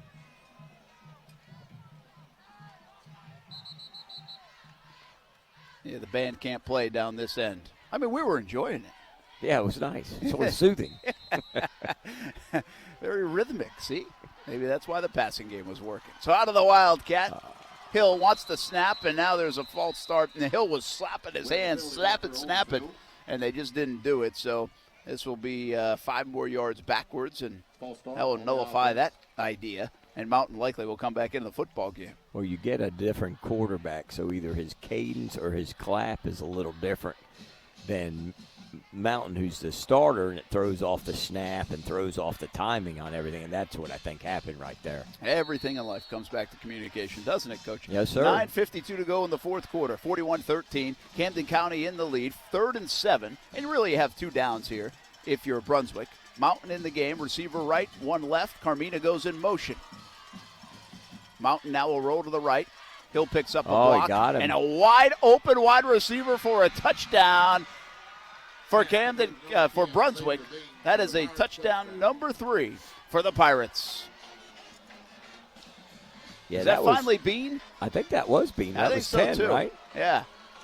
Bean's been calling for that football all night, and I think he finally got one. Well, they got in a 2 tight set right there, 2 tight, 1 back, and then they brought the motion, and they showed the simulation they were going to roll it out because they've done some rollouts in those formations of moving guys, and then they just sort of snuck him back out the back door. Really good play design. Really good, yeah, very good play design. Ryberg on to kick the extra point in a 41-19 game. Last one was blocked. This one is good, and I think that young man has had himself a pretty nice football game in his punting duties, and now 2 out of 3 from the extra point. Yeah, I've been real impressed with his punting. 41-20 our score. Brunswick on the board once again on a mountain to Bean pass on a 3rd and 7 play for the Pirates. So never give in. 41-20. 9:45 to go in the final quarter. The one thing about Camden County, every time Brunswick has scored, the Cats have been able to respond in a big-time way. Yeah, they've come right back and answered it right there. But, again, that's a great job, not quitting, staying in your game plan mold. They found something that worked. They stayed with it and got some positive points on it. I really like the touchdown play call. Really like that. Another final in Duval. Baldwin beat Episcopal 35-7. Baldwin's a good football team. Yep. And once again, our Baker Sports Coach of the Week from week number 3, Robert Shields. This week, our Baker Sports Coach of the Week, Darryl Sutherland from Bartram Trail. An update on that one, Coach. Bartram Trail in St. Augustine. Yeah, I wonder what we got a score on that. That's what I was asking you. That's what I'm looking for. Like Stu would give us a call and let us know what's going on He's down putting there. together the Friday night Oh, blitz, that's Coach. right. That's right. He's doing everything. Bartram Trail leads 40-24 was the last update I got. That was 45 minutes ago. 43-32. 43-32. There you go. 4 minutes left. So Bartram Trail winning over St. Augustine, trying to make it a couple in a row after that long drought. Right to left, Brunswick kicks off, and the ball is caught. The momentum back into the end zone, and that will be a touchback. It's Felix. Had a nice catch. Momentum brought him back into the end zone. 9:42 to go in this football game. 41-20 our score. Camden County has been in front the entire way. They jumped out to a 14-0 lead. Couple long touchdown passes. One from 34 yards out to Hardy. Another one from 52 yards out. And their defense was opportunistic. A big play in special teams as well. And their offense has been clicking most of the night. Anytime they needed something, they've been able to get it on the offensive end of things. And now they'll try to respond to the latest Brunswick touchdown. 41-20. Watson still in the game. Hands it off to Williams. Williams running near side, across the 30, and upended about the 31-yard line, outside the numbers and near the sideline. Yeah, they ran to the right that time. Yeah. But that's they haven't run much to the right with the running backs. It's been a big, heavy left-handed team. So, and again, we talked about it before, like if the coaches are older, sometimes they run to the bench so they can see the play all the time. We talked about that a couple weeks ago. And Corky Rogers was notorious for doing that. 1st and 10 from their own 31. 2 wide receivers up top to the left, 1 to the right, and hand off to Williams again as he got across the 35, and he's gobbled up about the 36-yard line by a host of Brunswick tacklers. Yeah, I don't know if they'll put the ball up in the air too much here. Really don't need to. Yeah, I think they'll try to run it, get out of here, get at it, but get everybody healthy and let that clock run. Big win for Trinity Christian tonight, 42-7 over Miami Carroll City. Wow, that schedule is unbelievable, and that's a big win. Big win.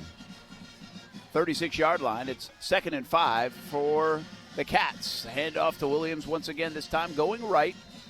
And maybe a couple of yards, but not much doing as Brunswick was all over that. And to bring up a 3rd down for Camden County. Yeah, they're just keeping the ball on the ground. They haven't really changed out too many guys offensively, so they're still getting their offense working, getting everybody moving around real well. Well, this game is a little bit out of hand. It's still within striking distance, so you have to be a little bit careful if you're Camden County. Yeah, coming up on 8 minutes to go, a 3-score game. Now on 3rd and 3, the handoff to Williams. This time he will go left. He gets a block, but he's running parallel to the line of scrimmage, and he won't even get back to the line of scrimmage. Another nice play on the far side of the football field by Brunswick's defense, and that will force a punt. Bring up 4th down. Again, not doing too much craziness. Camden, they feel pretty good defensively. You know, they did have some backups in the secondary on that last drive. Get some other guys some playing time. You never know when somebody's going to get hurt. You're going to have to step up and go. You know, and then defensively it's a little bit easier to play when you know they're not going to throw the ball, too, so you can tee it up a little bit more. Yeah, 36-yard line was where the ball will be set, 4th and 3. 4th and 5. Nettles gets a snap, and he left-footed punter kicks it. Lands around the 30-yard line, now takes a Camden County bounce and rolls across the 20, down to the 18, and a very nice kick by Nettles. Oh, that was... And now we have some extracurricular activity. And I think we got all kinds. We got something over here, too. A clear penalty. It looked like the Camden guys, Foy was standing around the ball, tried to push Foy into the ball. So they tried to push Foy into the ball. That's what it looked like to me. And then, Billups for Camden County, way back near the line of scrimmage. Yeah, he got tussled up with a player. And it'll be interesting, though, to see, because sometimes a shove or trying to shove and whiffing on the shove looks like a punch. Right. And it'll be interesting to see how the officials interpret this, because it looked that way. It was one of those deals where the arm was flailing. Right, I got you. And I think trying to kind of push in the face, but it missed. So it's all about interpretation. Yeah, he's coming out, too, which he should. Anybody saying anything to him? No, but they will when they get in the film room. So let's see what the officials say. Personal foul against Brunswick as well. Now we have offsetting penalties, so we're going to re-kick after all that. I thought that was dead ball. So I thought that was dead ball. The one near the return team. Yeah, the return team was, because they just blowed the whistle down. So and then they pushed him. But I thought it looked like the Camden guys were trying to push him into the ball because he was standing around it. And then maybe he went and pushed back, because it's always the second guy gets caught. Well, I think if you're a Camden County fan, you're probably breathing a bit of a sigh of relief, because again, the Billups play way away from the ball could have been interpreted a couple of different ways. And so fortunate that he Coach Pender's getting his money worth right now with the official. Yeah, and I think he might be talking about that. Because it looked like he was demonstrating, like pushing him in to the play. So anyway, we'll reset it after all that. Well, I can tell you You're gonna love offsetting penalties. I do like them. The only thing I don't like is when they throw the interference offsetting. They threw offensive pass interference or defensive pass interference last night, and the ball was caught. Well, they're going to take the ball. Yeah, you don't need it. So we punt again, and Nettles, he gets off a beauty, the left-footed kicker. The ball will land around the 18-yard line, and again, they don't let the ball roll. Instead, get it around the 13. We've seen that multiple times in the last couple of weeks, and I don't get it. I don't get it either. Either they're not coaching. You want to get every inch out of that roll as you can, especially on the turf. And almost every bounce that's been taken today has gone in the favor of the punter. Yeah. I mean, that's a boom right there. That's about a 52-yard punt right there. That was a really nice punt, and it was also angled toward the sideline. Yeah, they want to keep that ball away from them. 6:59 to go in the football game as things have slowed to a halt. Now we got some action back at it. 41-20 is our score. Camden County in the lead. Mountain gets the snap, rolls right, looks for a receiver, has Foy. Foy makes a move across the 30, has some room to the 35, across the 40, and take it down to the 42-yard line. Nice play by Che Foy. Yeah, it looked like he was going out of bounds, stopped, boom, snuck back up under and picked up another 15, 18 yards. Foy comes up limping a little bit, but he will stay in the football game after a nice pickup of 28 yards. Yeah, that was not a very good effort by the corner right there, thinking he was going out of bounds. Trips to the left, single receiver to the right. Mountain in the shotgun, snaps his hands, gets hit on the play and overshoots his intended receiver. Penalty. But I think there'll be a holding flag against Foy. Foy's making things happening on the offensive end for Brunswick. There is a penalty marker on the field. Yes, He just needs to getting one-on-one coverage. They're getting him the ball one-on-one coverage. You know, I mean, I like what they're doing with Camden doing and everything, but, you know, they're throwing every down.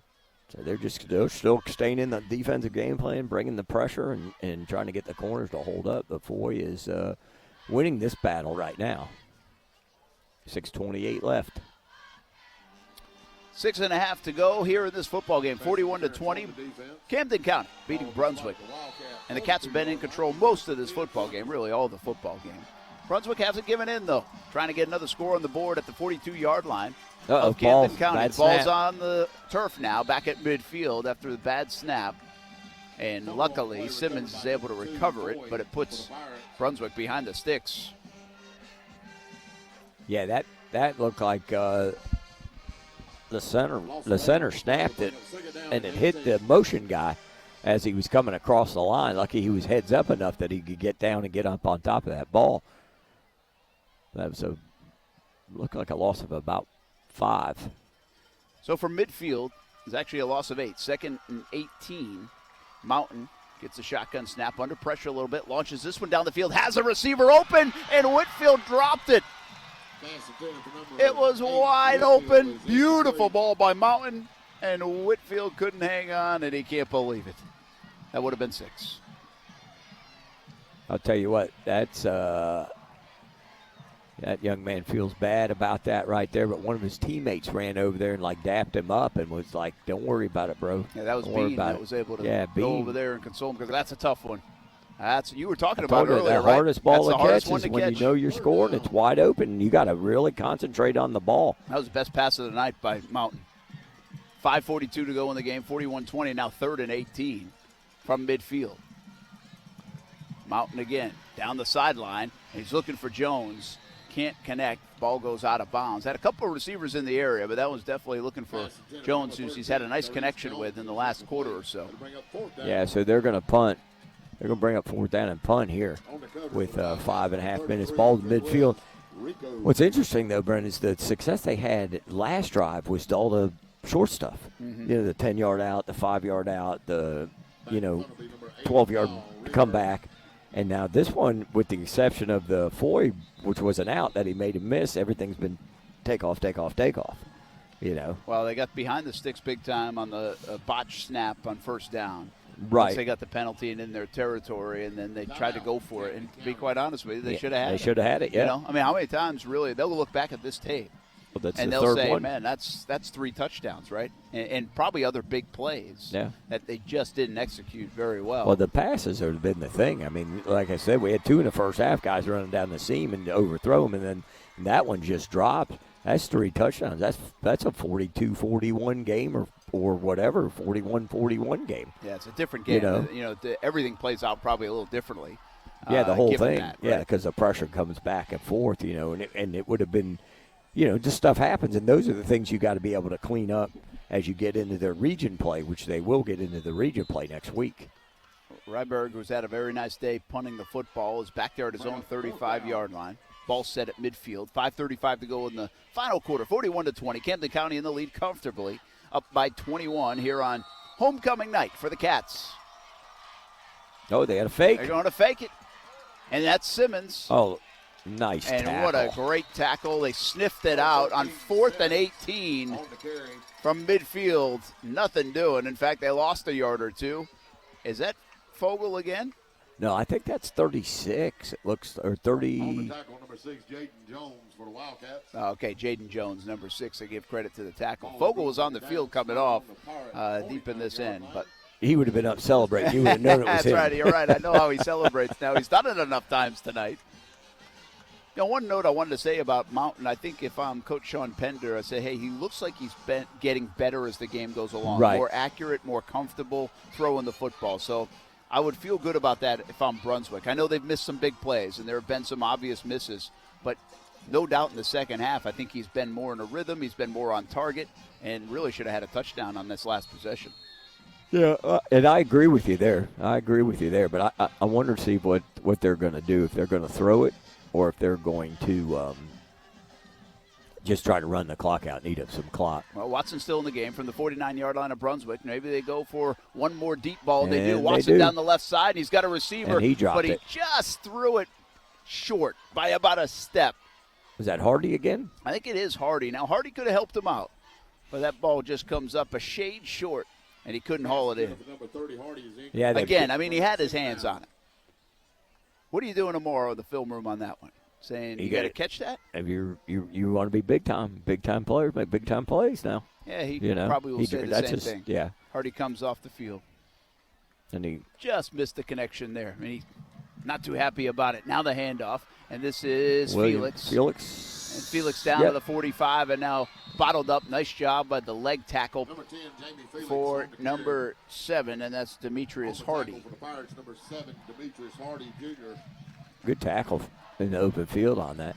Little counter trade play, pull the left side guys to the right, blocked everybody down on the right side. And nice job on there accelerating that. Again, he's a good back, but there's certain things he's still got to learn. And sometimes you just explode and don't slow down and just run the guy over.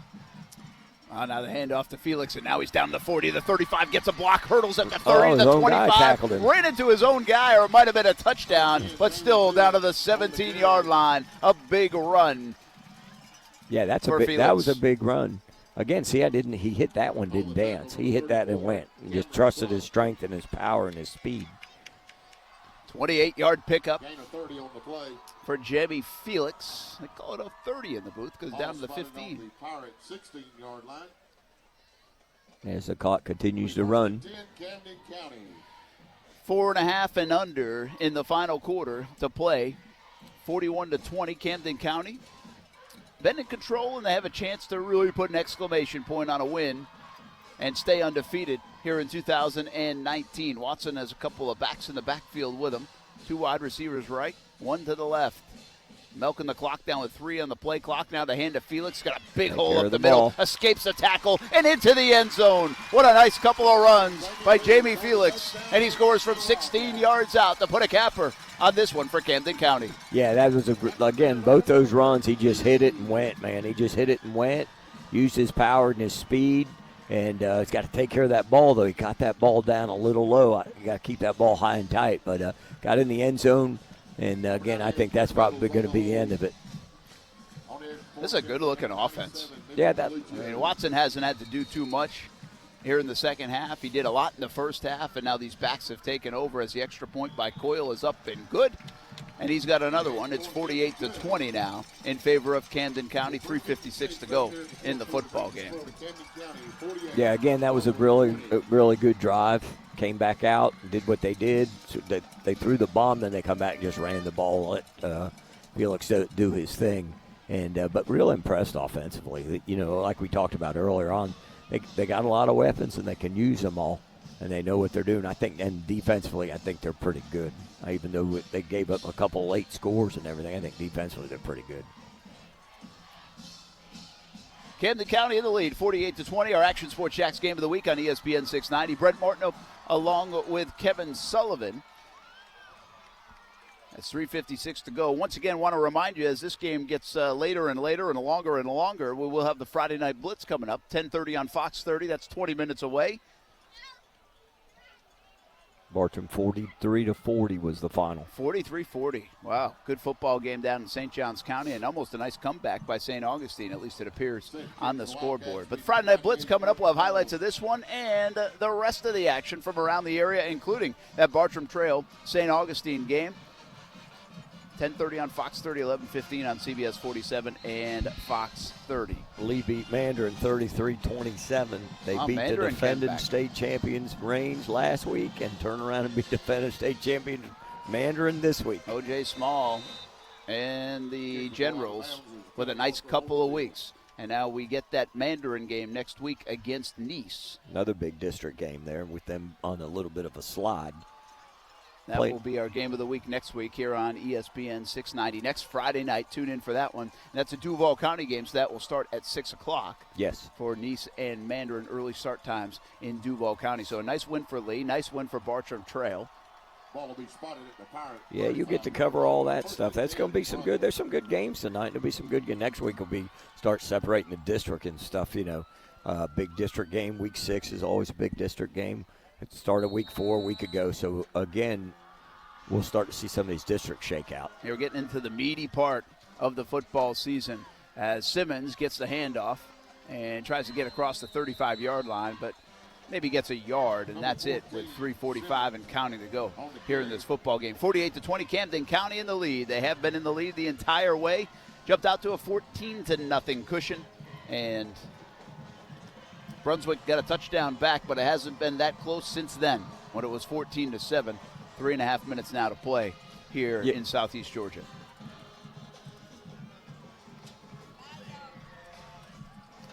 Mountain fakes the handoff, now throws it to Hill, and that's the play they've scored on and had success on. But not that time. That went for a couple of yards only. He'll bring up 3rd and 7. Yep, getting him out, getting him moving around. Cannon start rotating a bunch of different guys in the game. Get some young, all new defensive linemen are in up front. 51's in, 53's at linebacker. So they're getting everybody a little taste tonight. Inside 3 minutes to go now, 48-20. Mountain on 3rd and a call at 8. Flushed, rolls right, and throws to the sideline, and that might be Foy again. Is it incomplete? Yep.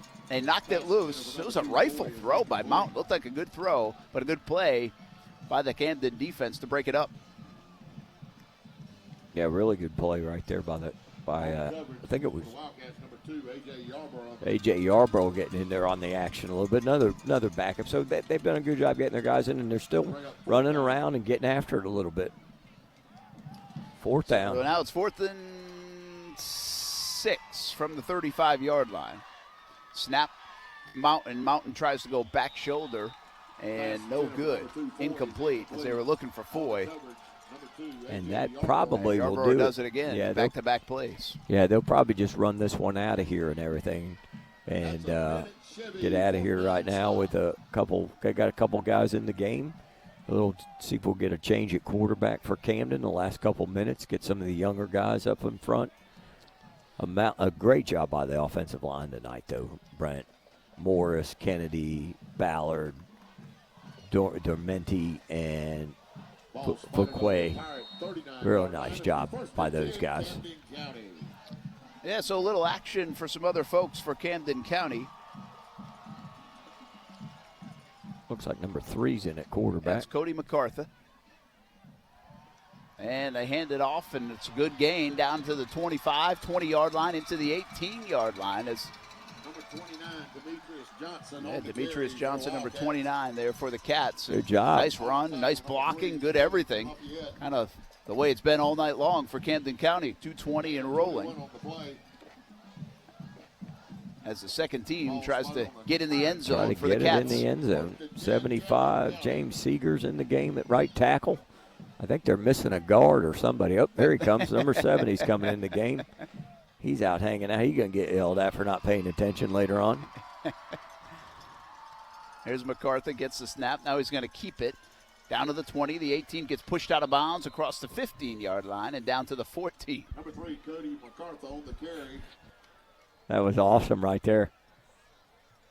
Had to run the extra lineman off the sideline to get in the game. 1:35 and counting to go here from Camden County as the Wildcats are going to stay undefeated. Brunswick will fall to 1-3 on the season. 90 seconds left in this one. 2nd and 6. A little flip play, and that is read well by Brunswick, and it will be a loss of a chunk of yards as Cole Jackson had nowhere to go. No, nowhere to go again. A couple 30 in on the tackle, 30 and 20 for Brunswick. Still out there playing hard, getting after a little bit.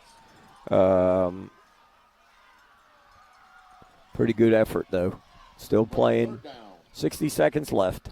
All right, I got to give you this little nugget, okay? Ready? As we watch the rest of this one on 3rd and 9 from the 18-yard line. Inside a minute to play. The handoff. And a nice tackle by Brunswick in the backfield once again. They'll lose yardage as Dorian Powell had nowhere to go. Or either that or he had too loose of a jersey and Brunswick was able to hang on to it down. One way or another. So here's the fun part, okay? Gary Grady the OC, David Shorts, the DC, opposing teams, they're brother-in-laws. Oh, really? How about that? How about so that? that's up the road, half hour away, Brunswick, Camden County. The OC and the DC. OC and DC. Had to get that. I had that one little note. You've been waiting on that one, huh? Yeah.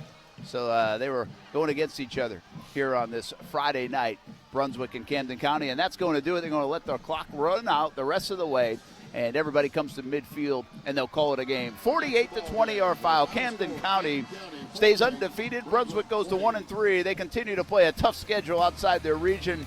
Now, hopefully we'll get them ready for regional play in 6A. But Camden County tonight gets it done at home here on homecoming night for the Cats. 48-20 our final. We'll put a bow on this broadcast. Action Sports Jack's Game of the Week on ESPN 690 rolls on right after this with the postgame show.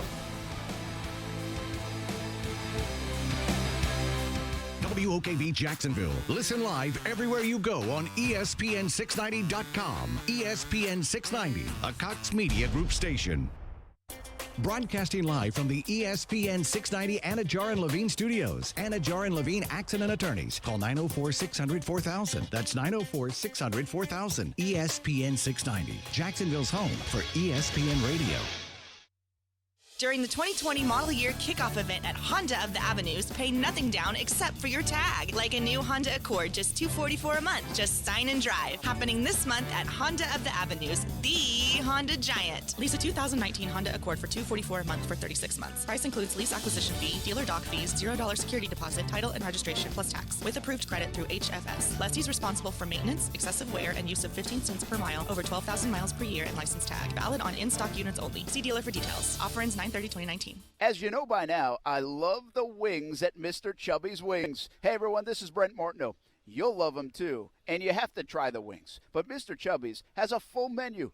Parents, kids, and sports teams, this is made for you. The American Dream Special. Burgers, fries, and a famous Mr. Chubby Shake for just $12.99. The American Dream Special. I suggest throwing in some wings, too, especially the Maple Cajun. 2 locations, the West Side and in Fleming Island. Chub it up at the place to be, Mr. Chubby's Wings.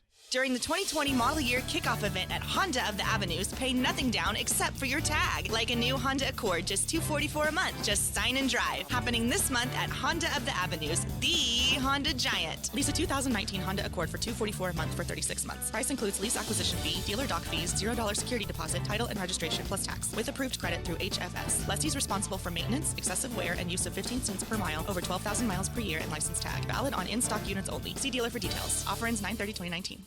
Action Sports Jacks on ESPN 690. With something a little more entertaining, more Austin speed. But a couple was pulled over. I think they were arrested for drunk driving, maybe. Apparently their night of fun wasn't quite done yet, and they then got added charges for some of the fun they had in the back of that patrol car.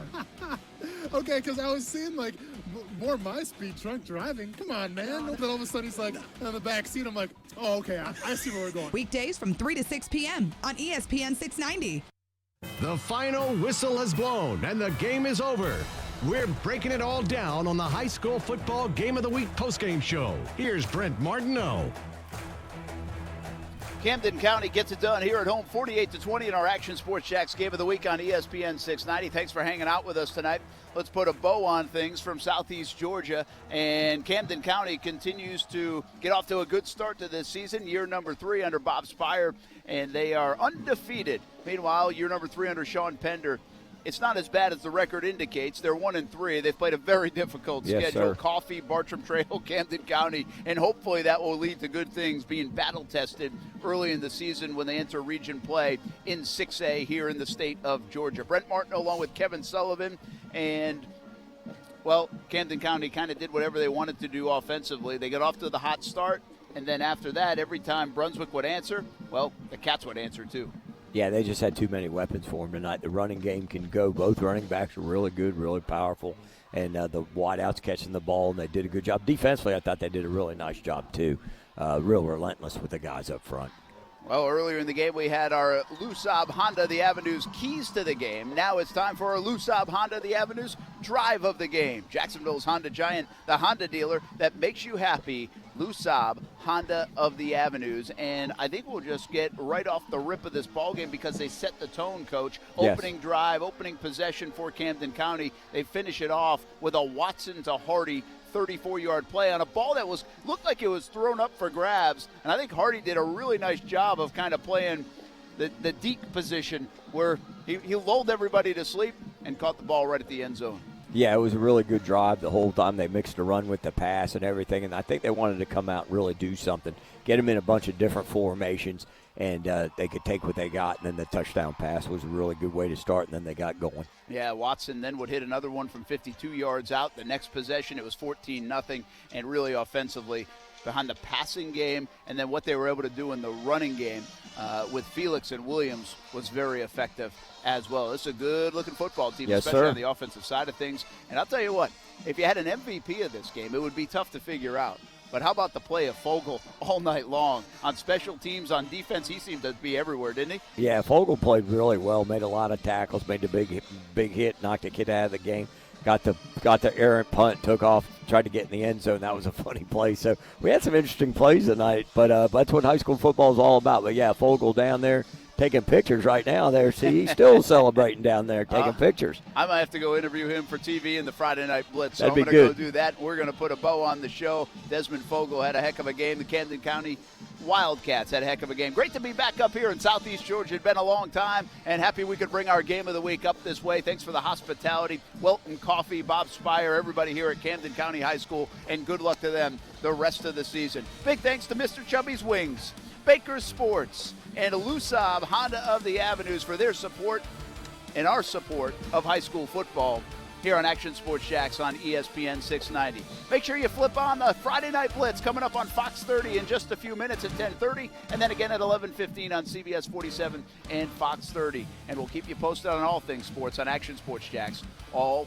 weekend long. Thanks for tuning in, everybody. For Justin Kuzart, Mark Doherty, Kevin Sullivan. Out. I'm Brent Martineau. Camden County wins 48-20 in our Action Sports Jacks Game of the Week. Have a good night.